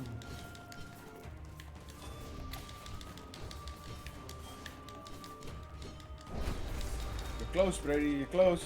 So I can be proud of this run no matter what. That's all yeah. I care about. Yeah, we can be proud of this run. And does it look like I'm dealing any damage to the boss, even if significantly less while it's joined? No. Doesn't look like it, right? Yeah. When it's in Unity form, no, you don't do that much damage. When you get them separate, you do. Alright, yeah. This is when damage comes in, see? Oh, and now the other one has like a residual health bar. While the soul of the one we killed still deals damage. Oh god, no. Oh, this reminds me of a boss fight in DX1. Oh, What yeah. would happen if you switch it around? You killed the white one first. What would happen then? It probably would have used those radial AoEs it kept producing while it was in the center of the room. It looks like they used whatever... Hey, is that it? First try? Okay. Holy shit! A song of rain and fire. Alright. The god of unity is defeated and indie developers everywhere weep. Oh, that was good! That was really good! Saying, so Eclipse is gonna do a no heal only damage run eventually? Only if you want to use very, very slow default attacks. Because something else I noticed, and guys, this is really cool, is every time we activate our Bloodlust meter, our resulting combo is about 3 times as fast as our standard unbuffed combo. Eclipse, I'm going to go out and say it cannot be done. I think he could manage it. I think he could manage it through tenacity alone. Eclipse says so. Eclipse gonna do a no heal only damage run eventually, and nice. Oh, thank you, man. That's what I said, dude. So I was reading the chat for you. Oh, sorry. I just get in the zone and ugh. We could unlock another fighting style, but I tell you what, upgrading the one we have seems like it would be way more viable in the long run, since it seems like there's not a lot of bosses in the game overall, and we probably can't max out or get near, like, full completion of 2 or 3 trees, right? So, I was drawn to this skill. Dig this. After successfully dodging, our next light attack becomes a flurry, a swift dash forward that delivers 4 hits, dealing like standard damage with each. That sounds pretty good. Yeah. Whoop. That And- goes well with your speed. Now, we have to decide where we would like to put the God of Unity's blessing. First off, what's its lore and its blessing? Once wild and free, Eos embodies the very essence of the elements. Subdued and caged during the First Crusade, its radiating power contained and harnessed by dark contraptions. It has 2 different abilities depending on your HP. When above 50%, engulf your sword in flames and perform a fiery thrust, dealing damage but damaging you for 20% of your health. Or when below 50%, engulf your sword in pure water, fine, and perform a fluid thrust, dealing 50 damage and healing you for 25% of your health. That's really cool, actually. So it's all about keeping the theme of equilibrium consistent throughout all of these buffs, I bet. Like, if you have more than half health, it brings you down closer to, like, the median, and if you're below half health, it does what it can to raise you back to the median. That's really neat. Plus, it raises faster than it drops. So it's 20% drop, 25% buff. So, yeah, you can't go wrong with this. With the adaptive bloodburst, we're engulfed in flames above 50% HP, dealing extra damage, but draining 15% of our HP total. Below, it heals us. Let's see, charge attacks. Every third charge attack erupts in flames, dealing 20 damage to the enemy, but 5 to yourself, which wouldn't really matter because the charge attack automatically gives us bloodlust, allowing us to rally, so this might be the safest place to put this thing. And when below 50%, it unleashes a torrent of pure waters, healing you for HP and stamina. What about the dash thing Oh, you're right. And there's a slot we can equip it in just for the moveset. Yeah. You can switch them around. So. Using dash through attacks will grant you a 20% damage increase for 3 seconds, but also damage you for 5% of your health every second. When below 50%, it'll grant you a water buff, giving you 4% HP and 4% stamina 3 times. Same basic deal, but with dashes. Our current dash allows us to drop one of those spears of light that we used as an explosive AoE in the last fight. I feel like we probably want to keep this here for now. But let's see what Unity's Blessing does in this slot. Increases the amount of wind leaves our special, like, skill or moveset specific ability deals by 150%, but deals 3 damage to me every time they hit, and they hit many times successively. When below, it causes each wind leaf to regenerate 4 HP. I feel like the safest place to put it would be in the charge attack slot, if we're going to put it anywhere. Yeah. Alright. Let's... Now, with those 2 gods dead, we should be able to open the door, but the problem is I still don't have what we need to please either the blacksmith or the crows. So maybe we need to explore around the next area a bit first. And guys, especially Excrement Show, if you're still here, since you seem a little bit more familiar with this game than I am, if it seems like I'm going to miss something that is, like, permanently missable, or I end up tackling, you know, a boss 3 fights before I'm supposed to, do let me know, if you would like. Yet another old one dissipates, eh? Gentle, peaceful Eos. Never hurt a soul, did you know? In times of old, it was quite content roaming the inhabited wilderness of the world, rarely interacting with humans. To be shackled, caged, and ultimately meet its end in such a violent, abrupt way. Our world is on a dark path. Yet the only way forward seems more slaughter. Okay, so the God of Light was a tyrant, and the god we just killed, who was nowhere near as competent a combatant, was peaceful and benevolent. That's actually pretty good integration of narrative and gameplay, I would say. Okay, let's do this to ourselves.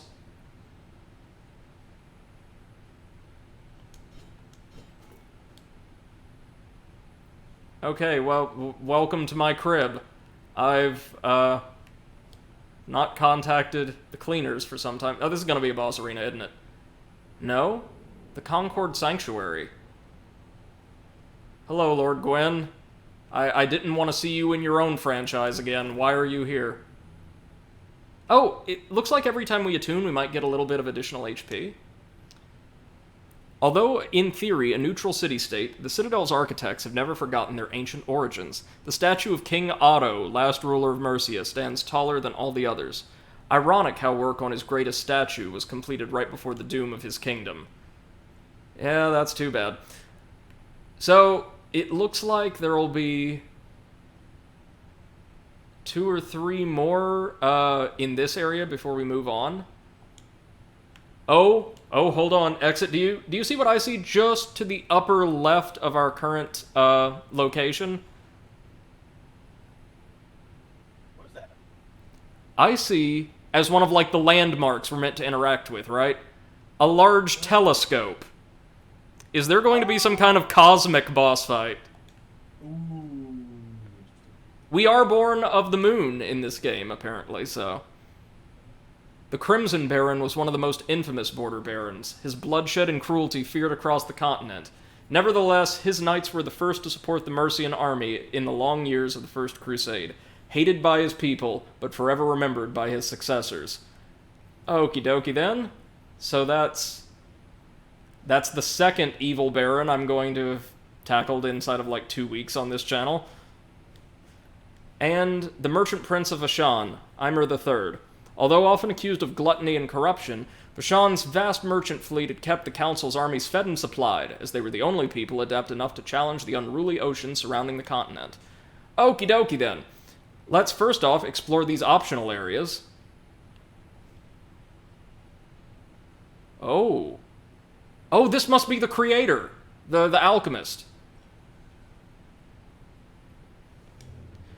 High Alchemist Rogue. You must be the rampaging fool I've heard so much about. This is my sanctum, a place of research and experimentation. I cannot, nay, will not condone destruction without purpose, destruction without analysis. Leave at once. I have important work to attend to. We can give him this vial, though, created by, like, the god of alchemy. That ought to brighten his mood. Is this? Where did you... The clarity, the extract, the texture. Absolutely outstanding. Tell me, soldier, are you also after the Watcher's work? You might not be the foolish barbarian you appeared to be. No offense, of course. You've done well to bring this to a more educated mind. Please, bring more of such artifacts to me. We might uncover the pattern just yet. So, just another quest giver we can drop stuff off with. Okie dokie. Here rests Sir Edark the Brave. I guess Eddard Stark, but, like, contracted. Protector of man, bane of the false gods. Shield broken, shining armor torn asunder, blood spilled upon the frigid spire, and yet his name is remembered. But, rendering of his corpse was not, apparently. Hello. Hey, Potato! Welcome to the game. So, how you guys doing? doing well, thank you. Exit it. It looks like that's a casket, and the casket is empty, right? Another callback. Or perhaps foreshadowing whatever's in there. Yes. Smothered Heart of Fire. What is this? A small gem of a fiery red complexion, faintly warm to the touch. The bright church bestowed such gems upon its highest-ranked inquisitors, and it is said to have a spiritual connection to Azarak Tar, the Phoenix god. It was never found how such items came into existence, although no citizen of the Bright Kingdom can forget the great mysterious pyres blazing upon the high temples, ever burning, and the most peculiar ash the winds carried along. So, Potato, this is a really, really good boss rush game. It's also very, very hard. Yeah, you'd like it. Nice. Arise, O frigid one, who wards us from ice and snow. Well, here's the ice god. Through war preserve us. Through famine preserve us. Through heresy preserve us. The frigid chant. Yeah, that looks fun. Anything in there? Nope. And apologies to any viewers who think this is maybe a little on the slower side. I'm a big fan of exploring everything I can first, and then tackling challenges. Oh, Eclipse says, hi, Potato. Hi, Clips. How far did you get in your stream yesterday, Potato? Jesus Christ. I think we finished with 7 bosses down. So you killed the Medusa, or the Gorgon. Yeah, I did. I'm in the fire area. Iron Keep, Yeah. where you can get the katana I've been urging you towards. From those knights, right? Yep. Yeah, I was farming them yesterday for a couple of hours. Did not drop. Really? Oh, that's yeah, a but shame. several sets of their armor dropped. Their armor's pretty good, actually, and not too heavy. I'm wearing the Jester armor. Still the best armor in the game. Very good. Let's see. To my liege, Sir de Vrail. It's been a hard crossing, my lord. We passed the boundaries of the forest 7 moons past, and yet our progress is abysmal. The forest is thick, with ravines, bushes, and dead wood blocking our every advance. There are unnatural things stalking amongst the trees. The natives abandoned us after the 3rd day, disappearing deep within the thickets. Last night we lost 3 of our hunters to a monstrous boar. He impaled 2 of them on a single tusk. I've never seen such a gargantuan beast, my lord, and I'm afraid ever more await within the deeper layers of this hell. We drove it off with fire and steel, and yet we couldn't kill it. We're expected to reach the base camp in 5 more days, and yet I fear for our success. Something stalks our every step. It never reveals itself, but we can hear its hooves scraping against the stones during the night. Oh, that bodes well.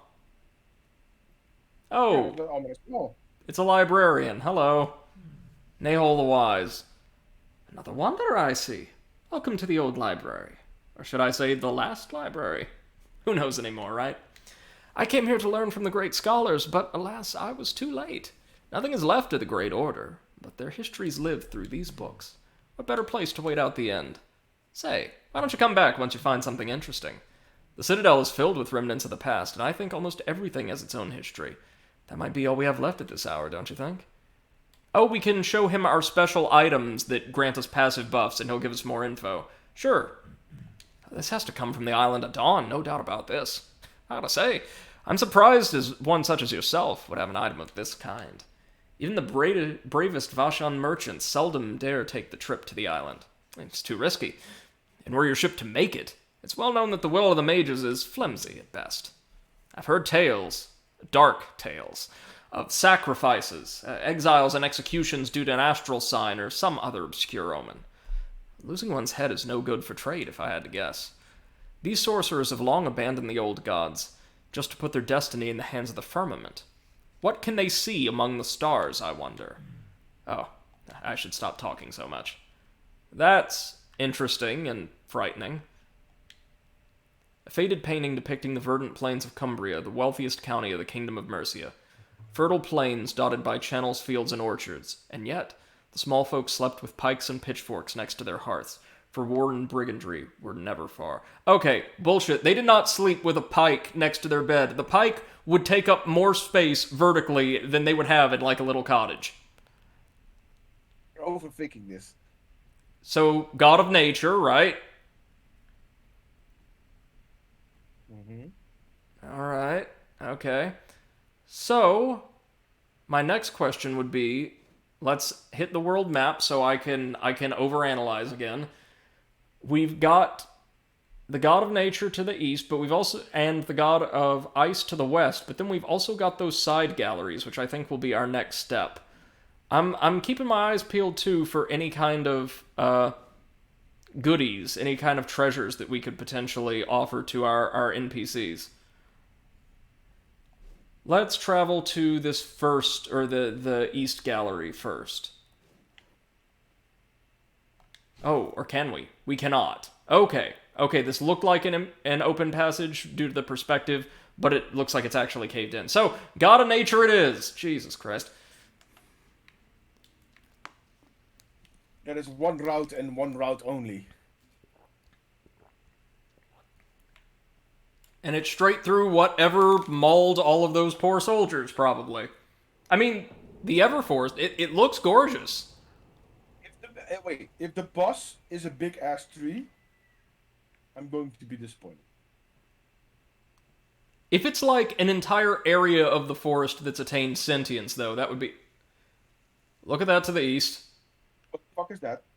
That looks like an archer, some kind of beast man archer. Oh, we can talk to it?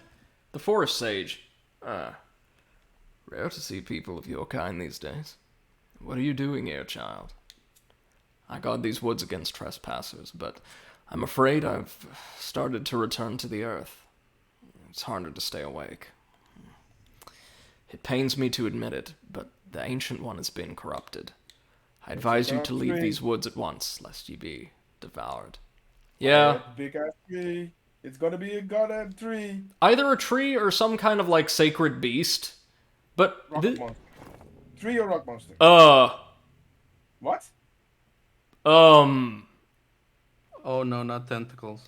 Wait! Day of the Tentacle! Wait, no. I read about this in one of those 2 dev news updates I saw, like, months ago. I think the god of nature is one of those that will change the world state when we defeat it.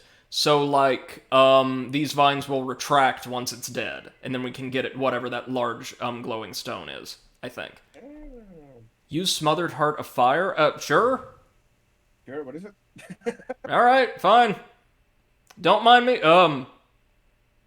Okay, let's that was also there.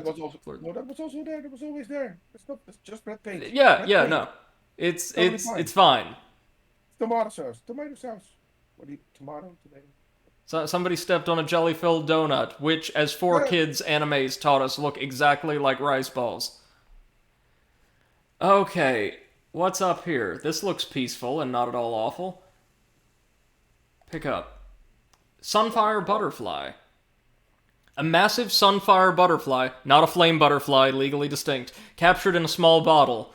Such creatures were considered of great value among soldiers, as they release a burst of flames when killed, allowing the ignition of campfires even in the dampest weather.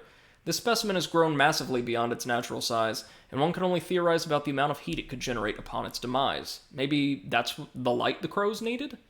Who knows? You know what? I'm getting very strong Titan Souls vibes from this game, in a good way. Like, there's peaceful, almost like meditative exploration. You mean, okay, so you mean the environment and the map and the way it's built up. Not the combat, because the combat is completely different. No, combat's completely different, and I would argue a good bit better. Even though Titan Souls is very, very good. Oh, what's this? I haven't played this. I can't. True Ice Prism. A small ice-like shard. One can only wonder how it preserved itself through time. Deep within the frigid waste, dark cults were worshipped. Upon the fall of the old gods, the Citadel tried hunting down such cults, but such efforts were soon abandoned after the Great Loss, proper noun. How does one conquer a land permanently steeped in ice and snow? I mean, Russian history tells us I don't think they can. If you're French, you better give up. Let's see what we opened under here. Oh, it's an NPC. Hi. The Bright Inquisitor. Oh lord, if you're watching on Twitch, this thing's voice clips are horrifying. Yeah. I can feel it. You carry a heart, don't you, child? Yet another of the Bright Order falls within this cursed place. His remains will never join the sacred pyre. My heart weeps, truly. You've done well to bring the heart back to me, child. It carries within the very spirit of Azeroth Tar. Look into its flames. Can you feel it? There's much left to be done, and yet the numbers of the true followers dwindle. Heed my words, child. Hold the heart close to you, and pledge yourself to the Bright Church. Oh no. Choices. Oh god. What will this do, though? Well, so Exit, what you missed was, remember the little, idol, the carved figurine of a crow we found on the docks? Yeah. There is a sect of sentient crows who want us to bring the darkness of the abyss into the world, and they need an item for that as well. I have a feeling these two are in kind of competition. What I do know is the crows talk about the abyss and things beyond, mortal comprehension. That doesn't sound super reassuring, but they're also not in a giant room full of, corpses. What do we do? We don't pledge. Maybe don't pledge yet, and just... No.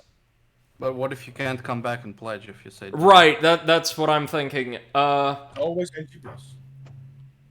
So, you guys say, what do we decide? Chat, help me out here. Do we pledge or do we wait? If we can. I say we don't pledge. We've gone all in for the crows. Oh, Pot, thank you so much for the raid, man. Hey. Hello to everyone, hope you're doing well. Shoutouts don't work here, Clips, I'm sorry. I need to get that command working. Hope everybody's doing well. Thank you for joining us. Say that for weeks. We're not going to pledge. A shame, such a shame indeed. Those who won't serve the Bright One will instead join the pyre. Might you find peace within the flames, child. What? Oh. So those corpses are of people who didn't want to join.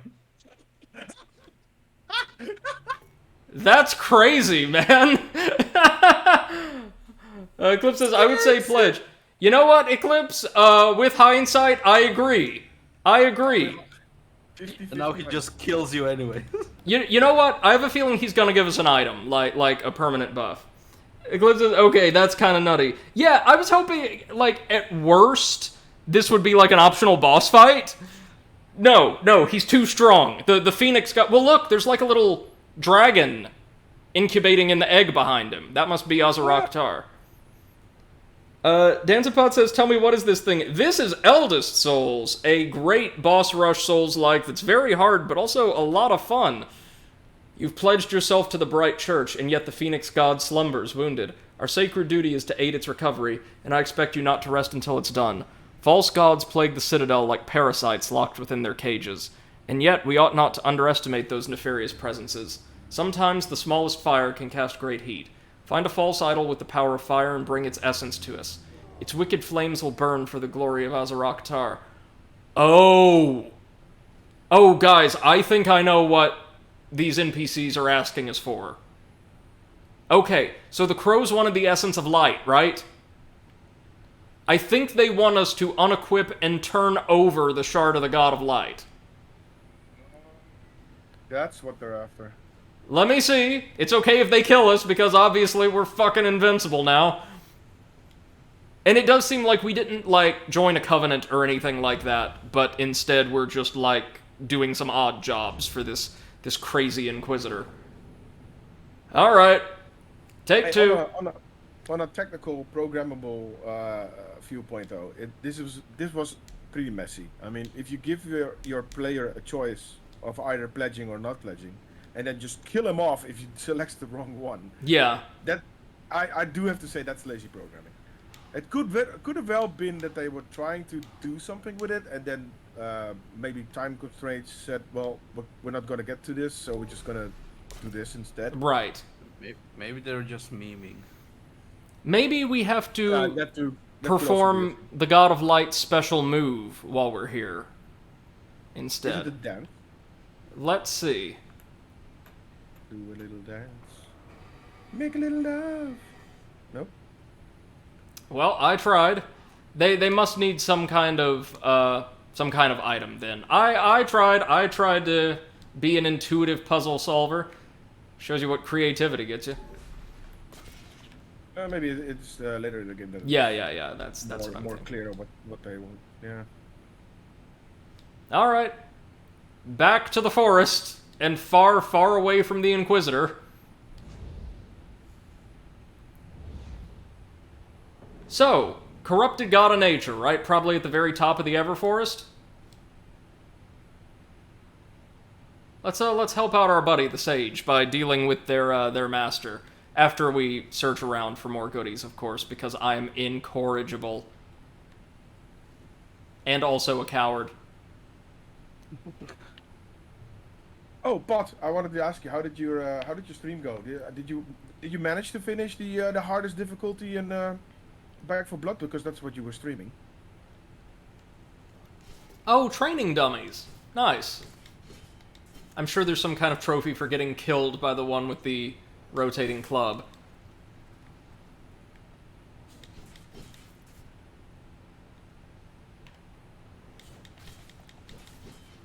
Okay. Okay, that's pretty good. Anything else in this little tiny camp? Any goodies for Brady to pawn off on his, what I will dubiously call friends back in the Citadel? Okay.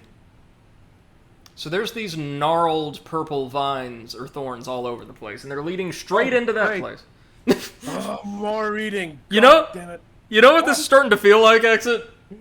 Now, The original, if you've ever seen, like, video Let's Plays of the original Alone in the Dark. oh my goodness, those books, man. Yeah! Oh, there were so many books, and it was like and you had to read them because there were Yes. puzzles that you had to clear with the knowledge of those books. It was horrendous. And the voice acting was atrocious. Oh yeah.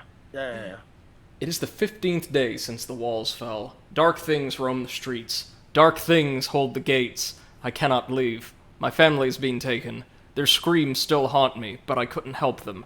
There are others hiding about like me, but I daren't approach. Something terrible is happening within the temples.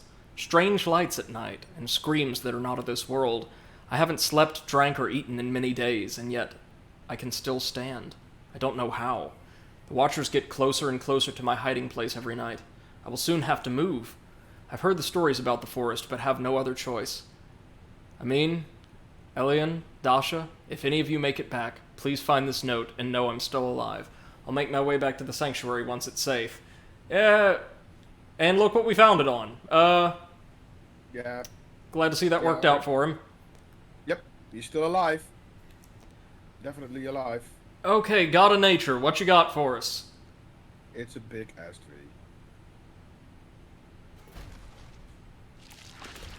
No, the Deer God! Dear God! I was going to make the same joke. Dear God! Oh, you're from Spooky's House of Jump Scares, ain't you? Or Spooky's Jump Scare Mansion. Sorry, legal issues. It's a Wendigo. Oh, that's interesting. Wow. That's bullet hell kind of stuff. Yeah, like, I really like what's going on, but I have no idea what's going on. You are not going to make this. No. This is not Well, gonna be your- it seems like there's a lot of mechanics to learn here.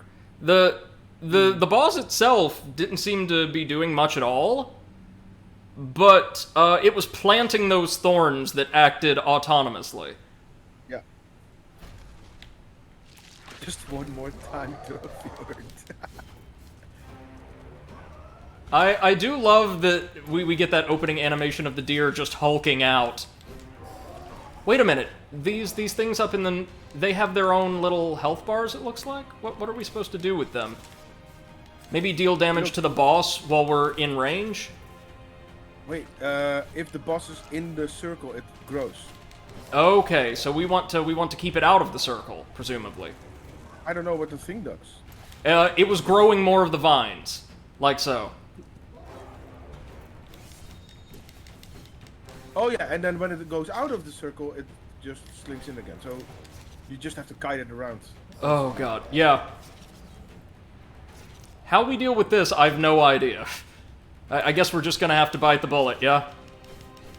You know what strikes me though is that the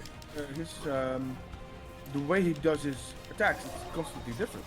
Yeah. The first time you fought him, he would started off with the tentacles, and now I haven't seen a tentacle in age. Oh, now he comes with tentacles. So this is Yeah. weird. Like I said, bosses in this game have really complex movesets. Like, one and all. Oh my god.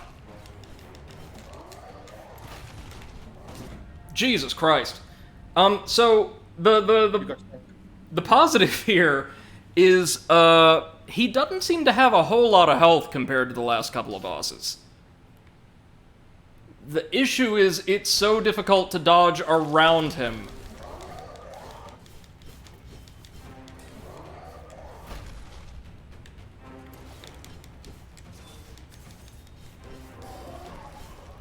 He also seems to be able to get this aura that considerably boosts his attack power and range.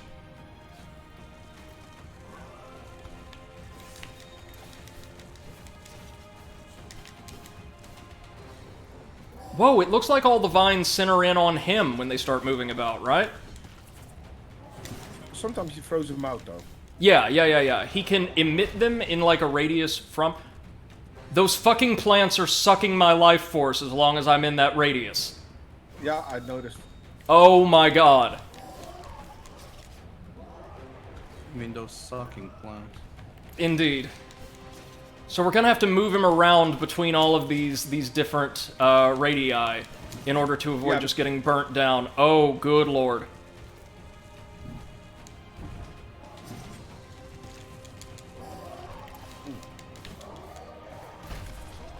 You're halfway now, Brady.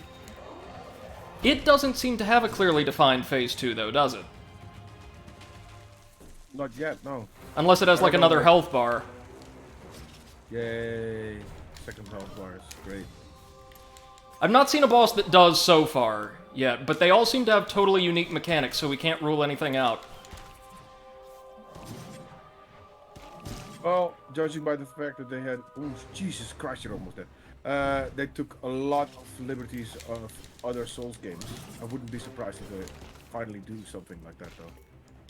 You cannot take any more hits, dude. Yeah, no. It also seems to enter these berserk states where, yeah, like, it combos us to hell and back. Yeah. It only has the one melee attack, but it's a very, very good one.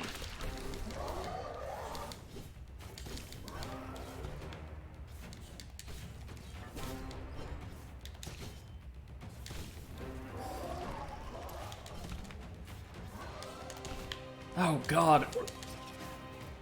How responsive is that dodge of yours, though? Fairly responsive, but it's not like you can do anything like dodge canceling in this game. Anytime you initiate a maneuver, there's actually a fair amount of concomitant commitment, which is kind of tricky to get used to. Yeah, because I noticed you weren't able to dodge out of some hits that he does. Not able to dodge out of many of them, actually. And as you can see, our stamina recharges very, very slowly.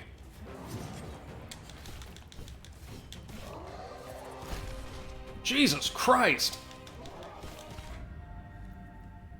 This is much harder than it appeared at the outset. Hey, at least you don't have to really walk back or anything.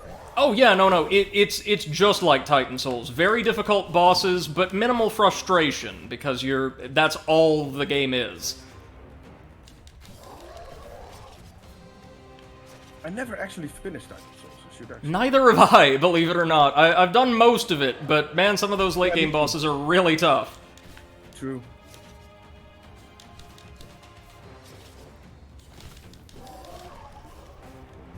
I will say, way more creative than just a cursed tree, so I do approve of the design. Yeah, me too. I was going to say, at least it's not a fucking rock monster or a goddamn tree. Oh, God. It's just got some serious... He's taking your health as well. When he does melee hits, he takes health from you. While he's glowing red, oh my God. Yeah. What are we supposed to do about the plants, is my question. There's gotta be a way to get rid of them. No, I don't think you can get rid of them, but you need to kite them constantly, because if that bar fills up, you're in... Yeah, You're just moving to a different... And then the plants that you move them out of is, like, dropping it again. So... Unless... Can I kill the ones that are more evolved? Doesn't look like it. Lord.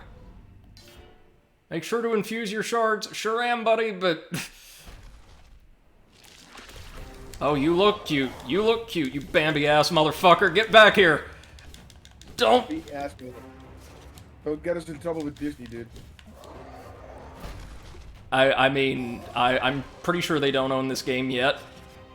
They do own Bambi, though, so don't go mess up your Twitch account right now. Oh, Bambi was shit in the first Kingdom Hearts and everybody knows it. Worst summon.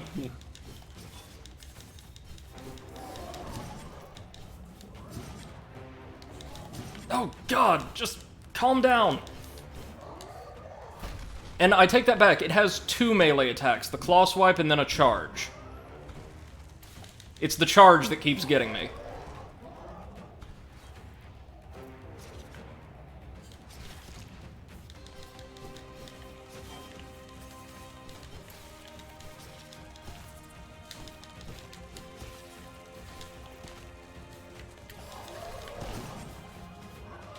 Get him out of the plant, Brady. Yep. Do you think they're tied to his berserk state in any way? It doesn't look like it. I think the bigger it gets, the more health it drains. From you, Yeah. probably. Something similar like that. So when he goes berserk, we just stay the hell away.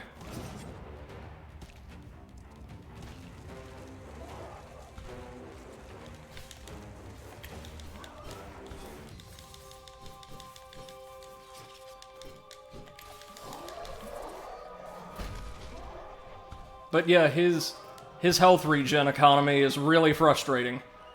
Yeah, that's fucking annoying. Thank you for catching that, by the way. Odds are I wouldn't have. Yeah, and it's not spoilers, people, because I have never played this game. That's right. We're all going in blind. But they do shrink. It looks like when one of the plants kind of grows, the others that have already evolved retract. Yeah, as soon as he gets out of the circle, the plants retract. As long as the boss is in the circle, the plants will grow. So you just have to move them around constantly. It's like an enraged mechanic, and it looks like the plants grow with the amount of damage that I do to him as well. Oh yeah, you're right. Because if you don't do anything, nothing happens. Yeah, it's based on your damage. Interesting. We figured it out, family. So leaving him in the circle, even though you're not attacking him, it doesn't do anything to the plants. Yeah. Okay, we figured it out, at the least. I'm not gonna say we got it, but we figured it out. You're pretty close to killing him, dude. As long as there's not a phase 2. Oh yeah, the second health bar. The surprise second health bar. Given how mechanically complex the first phase is, though, I kind of doubt it. Yeah, there we go. Really? What? Stone monster I was talking about. The stone monster is it. Wait a fucking second. This is Titan Quest. Yeah, this is Titan Souls. Dude, this is the first boss Titan Souls. What the fuck? You about to get stoned, Brady. Please tell me I'm not gonna have to kill that stupid fucking thing again. Yes, you will. Ooh, no. Oh, here. Oh, Lord. Oh my goodness! Please, please, please, let it be the. Oh, but look at its health. Oh, so you do get like And the Guardian's... Oh, the Guardian's buried, not dead. Well, that's something, game. I can respect that, and it looks like we're dealing way more damage to it as well. Okay. initial damage was huge. Huh? Yeah, it was. I can respect this way of doing things. I would much rather not have to fight it again at all, but, you know, this is not bad. It would have been a little bit cheaper if you did. At least it looked like the second phase also didn't have a ton of health for being, you know, a giant golem monster. Did you try throwing your sword? Right into the eye, one hit. Yep.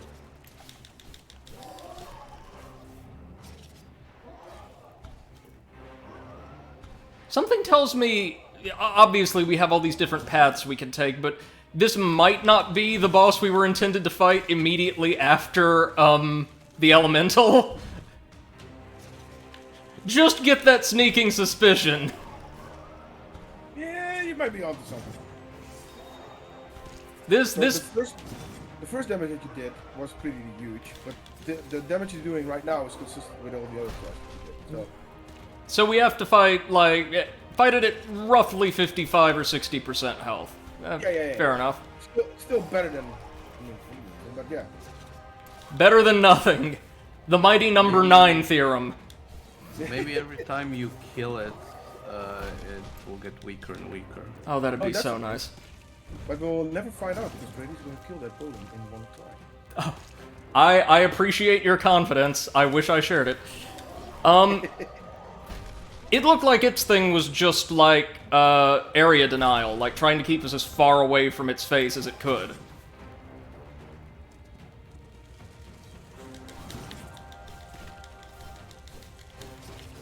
So the deer god was not the guardian of the forest. I do love, though, that the golem rises up and just immediately smashes it flat. Oh, the damage is okay. Yeah. Ooh, that was painful to watch. Got hit pretty badly. What's the other thing though on the left? What's that? I don't know, honestly. What did you just die off? It electrifies entire areas of the map, kind of bordered by those stone outline. Wait a minute. What if it damaged us because we transgressed the stone outline? Because there was like a little opening right in the center we could walk through. Oh, you should have. Yeah. Hi, dear God. Dear God. No, sir, I haven't eaten any venison today. I've been a good boy. You keep calling me a deer, but I'm a moose. I'm Canadian, eh?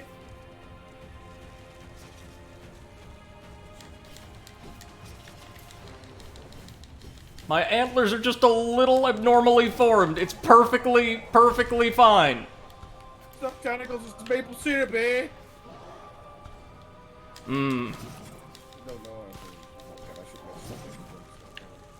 It's okay. Apparently the developers of Sly 2 didn't either, and it worked just fine for them. Well, apparently they didn't know about any of the countries they were making.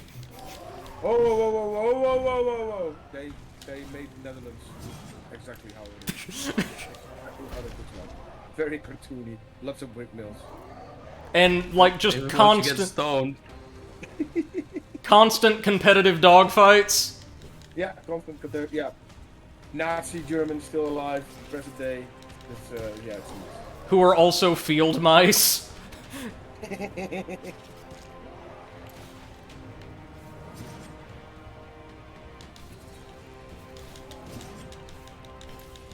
Well, at the very least, I'm going to be an expert at running the deer god encounter by the end of this.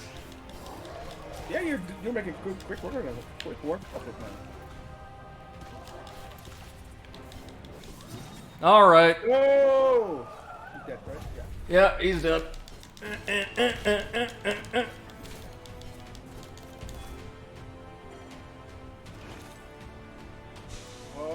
Oh, yeah. Don't Yeah. Yeah, I see it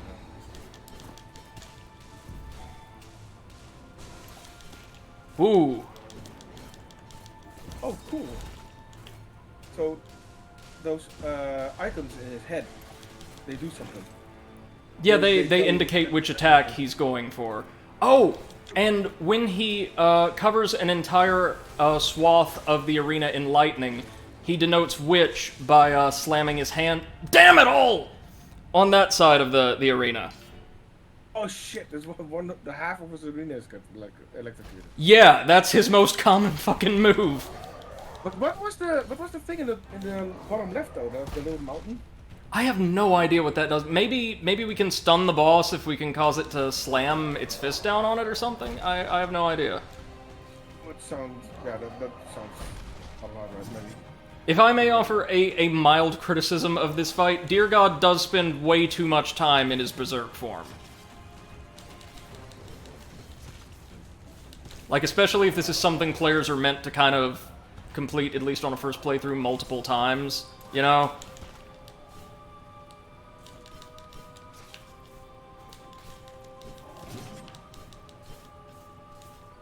Wait, if it's constantly buffing itself with darkness, dashing all around the arena, using only one arm to fight, is this the game's Artorias fight? Oh. Yeah, that's actually pretty. Yeah, that is a pretty decent hypothesis. Much cooler character, of course. Like I would totally be down for every Souls game to include a nod to Dear God from here on out. I'm thinking about it. I've played a lot of games in my time, and I haven't run into a lot of Dear God type enemies like this. Again, the first place my mind went was Spooky's Jump Scare Mansion, in which the Dear God was one of the more creatively designed encounters. Yeah, that's a game I haven't. That's all Nintendo stuff I probably haven't heard about. Oh, it's not Nintendo, actually. It's an indie game released for PC. Oh, really? Mm-hmm.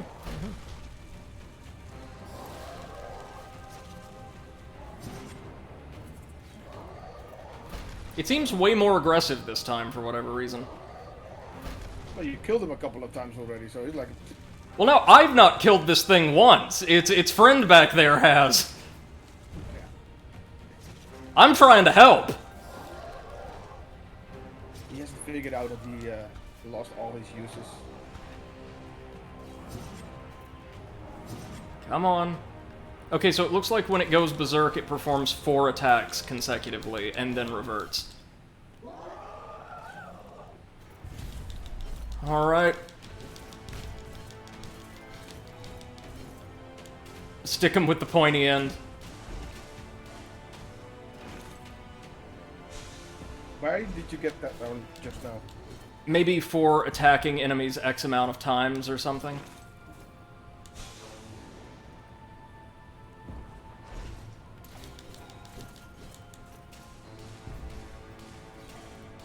Hit enemies with a thrust attack 200 times, yeah.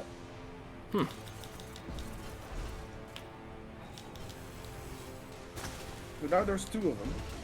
Oh! Oh, I see what they do. They are. Is that what electrocutes stuff? Because it's like it looks like it's charging. Yeah, no, they electrocute the stage vertically by half. Jesus Christ. Warden of Purity.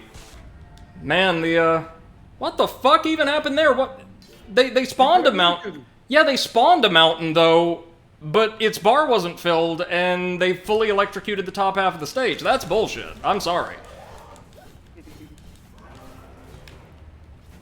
And generally speaking, not always, but broadly, in my video games, I'm not a big fan of fights like this where you have to sequentially bring down multiple full-fledged bosses.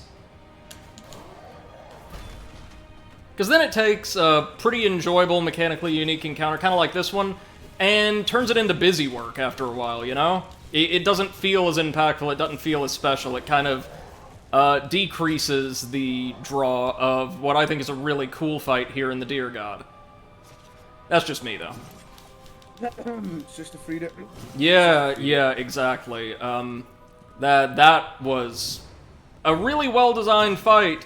It just felt boring and tedious by the end.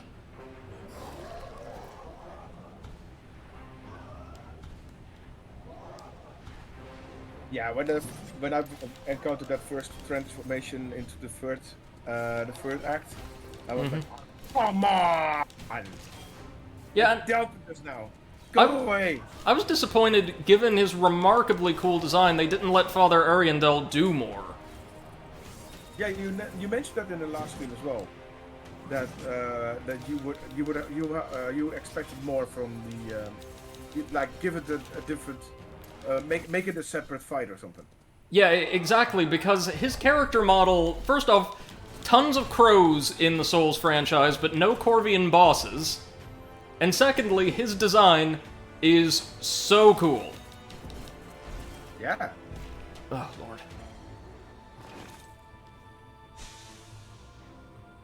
Can you do something about About the mountains? I'm not really sure. Lord.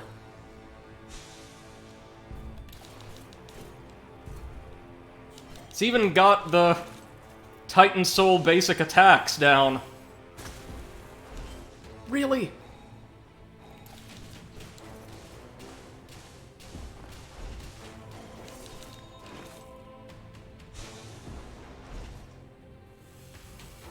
Ooh, that was close, Brady. Yeah. Just the amount of attacks this thing performs in unison is frankly astounding.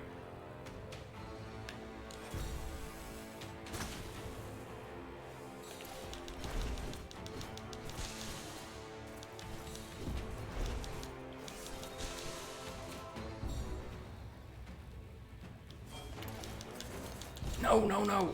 God damn it. Fuck! Yeah, I saw that one coming. You know what the problem is? I just noticed in the last fight, it's actually kind of hard to see. The fists release shockwaves of static. Yeah, they do. Oh, you did notice? I thought you No. I thought it was just trying to slam us Titan Soul style. No, because I did see you dodge it a couple of times. But, oh, yeah, he noticed. Oh, I noticed midway through the fight. Huh? It only happens when there's an animation where the fist before it comes down, it charges up. It starts blinking blue. Okay. Charging up. So it doesn't do it all the time, but it will do it sometimes. You just have to watch out for the animation. Got it, thank you. Oh, were those the flashes that didn't seem to seal off any sector of the arena? No, it's the actual fist starts blinking blue, like charging up with electricity. Does it look like those attacks take longer to execute than the standard slams, too? Yeah. Okay. But only with a slightly not that much difference. But it does take a little longer, so you can see the animation pretty clearly.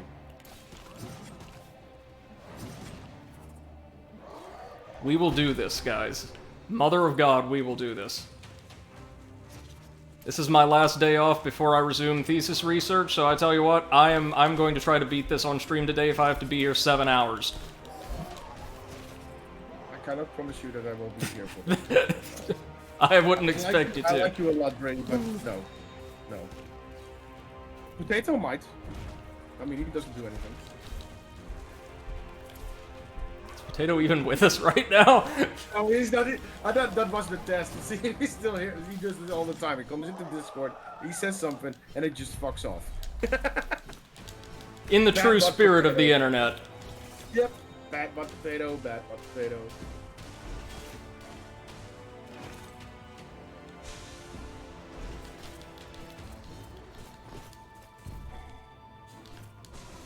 Okay, here come the smaller waves. Or no, it's just the one wave, never mind. Oh, God!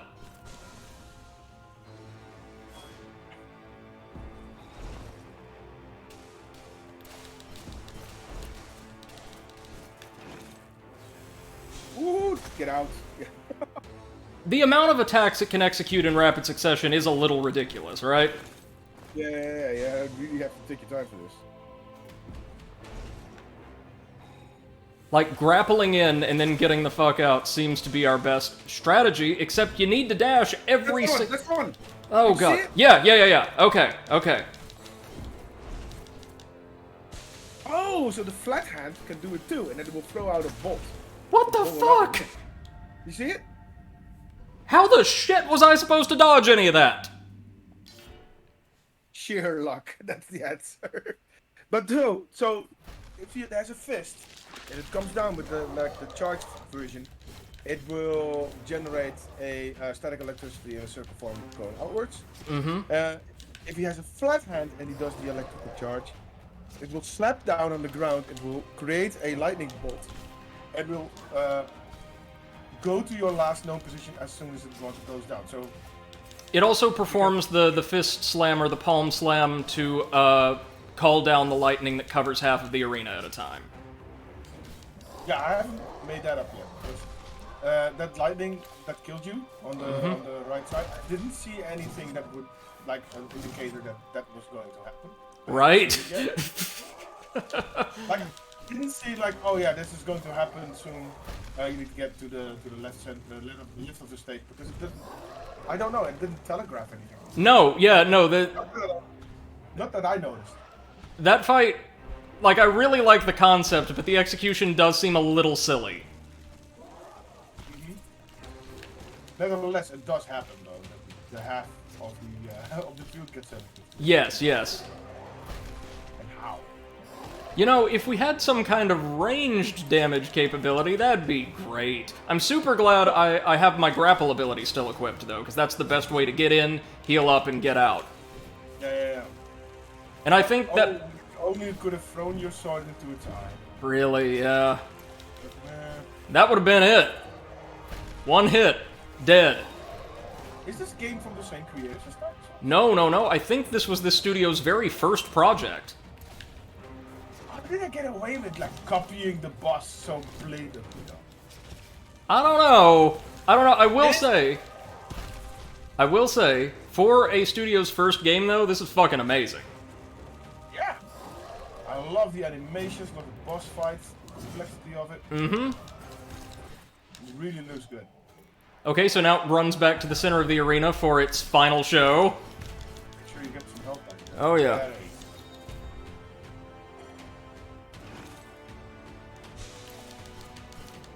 Okay, so... Like, everything inside. Yes. That thing? Okay.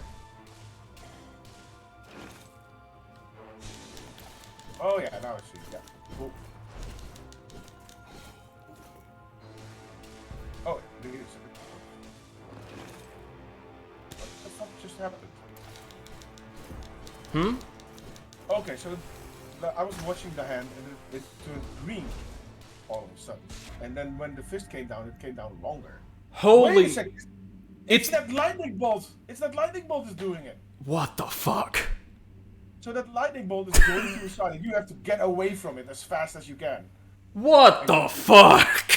That's how it works. So oh my goodness. Oh, okay, so, Exit, we're both Souls-like aficionados. Dear God's totally fine. Does that second fight not seem a little overtuned to you?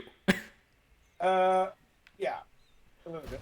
Not the fact that there's so many attacks active at once, I actually kind of like that. The fact that they all deny such a large area. And from a technical standpoint though, I mean, the way you get health back is by hitting the boss. Right? Yeah. So it's not like you're gonna be out of consumables by the end of the first fight. That's not a point here.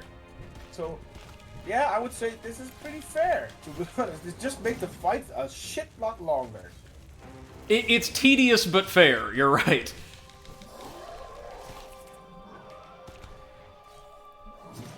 I mean, come on, I've sat through 3 hours of Conquer, I can handle this.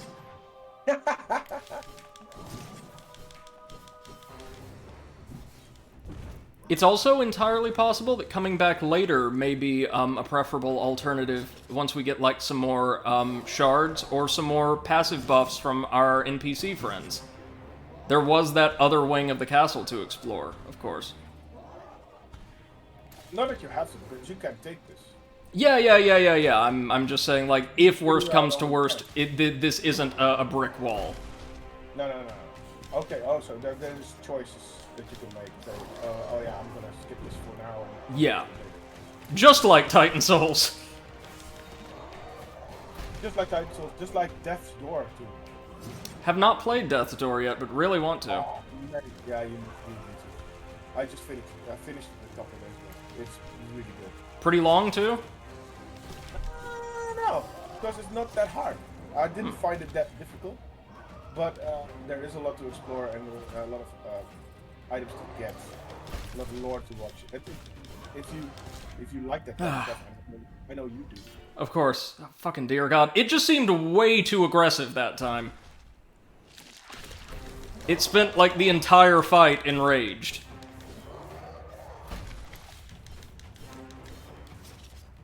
Cause see, I know there's a blacksmith somewhere in the world who wants us to bring him money, and maybe he could boost our attack power or defense or something.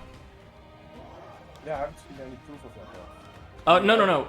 I met... Oh, you mean like mechanically, you don't see how the game would afford or accommodate for it. Yeah. That's fair. Yeah.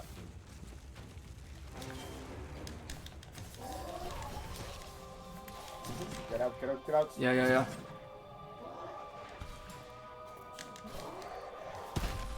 Oh, Lord. Holy shit, those tentacles hurt. And only those, seemingly. Like, when he summons them out of the ground, they don't deal hardly any damage at all. Ugh.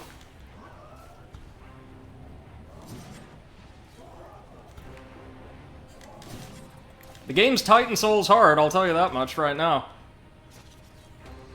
Oh, Brady, you should also try Reset if you get a chance. Alright, will do. I also pre-ordered a copy of Psychonauts 2 for PS4 last night, because that's going to be a day one stream for me. Yeah, I got it on Game Pass, I already preloaded it, it's ready to go. Well, what size is it, roughly? Oh, hold on.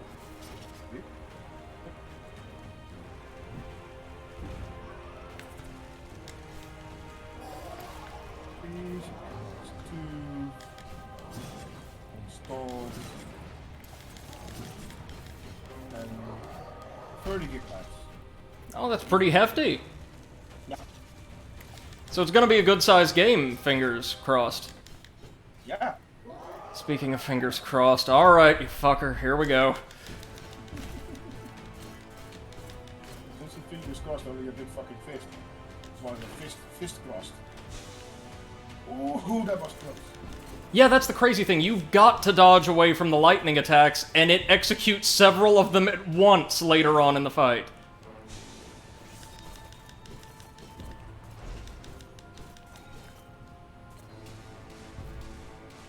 Yeah, like, this phase, for the most part, everything's perfectly manageable.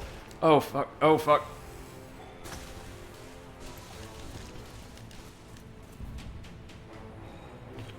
Good news is, to make up for the fact that it's a dual boss, this thing in Dear God... Fucking hell! They don't seem to have multiple phases. No, they don't. But they do, like, switch their attacks off, on and off, pretty frequently. Every time it's different. Every time it's a different fight, it almost seems. It's the same boss, same attacks, but it's done in a weird fashion every time. Yeah, you're like, oh, right. Now he's gonna do this, now he's gonna do... No, you never know, it can be anything. Man, It is, it really is. Like, the artists outdid themselves. yeah, I'm also glad that I don't have to play this. Right! I'd rather just watch. Yeah, but the Ascent gives off big Souls vibe, in the sense of that it's like it's a twin-stick shooter, but it is rough. It can be extremely rough. Okay. But you can come back to it later, say, oh yeah, I'm gonna upgrade first, gonna get some upgrades, and then come back to it. I see. Which may in fact be what I do here if we don't make substantially more progress this run, just because I feel like I would be not taking advantage of all the tools the game could give me if I don't say, oh, maybe there's another boss with abilities that'll make stamina regen, which is really what we need for Phase 2, much easier, you know?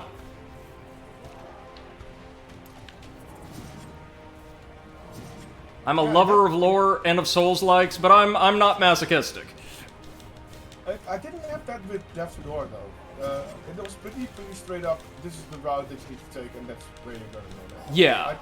There are multiple places that you can go, but I didn't get the feeling that I was able to go somewhere else because the trash mobs in front of the boss are pretty steep. Yeah, the scaling, yeah. I got you. Yeah, I got upgrade first before I can get to it. But I don't know. I haven't tried it yet, but I probably want to try and play a new game and see if I can change the route and see what happens. Yeah, Is like there a sequence New Game break. Plus. Sorry, what? Is there a New Game Plus option? I think there's a new game plus option, but I don't want to use that yet. But I don't know what it will do to boss fights. Mm. Because then I will be like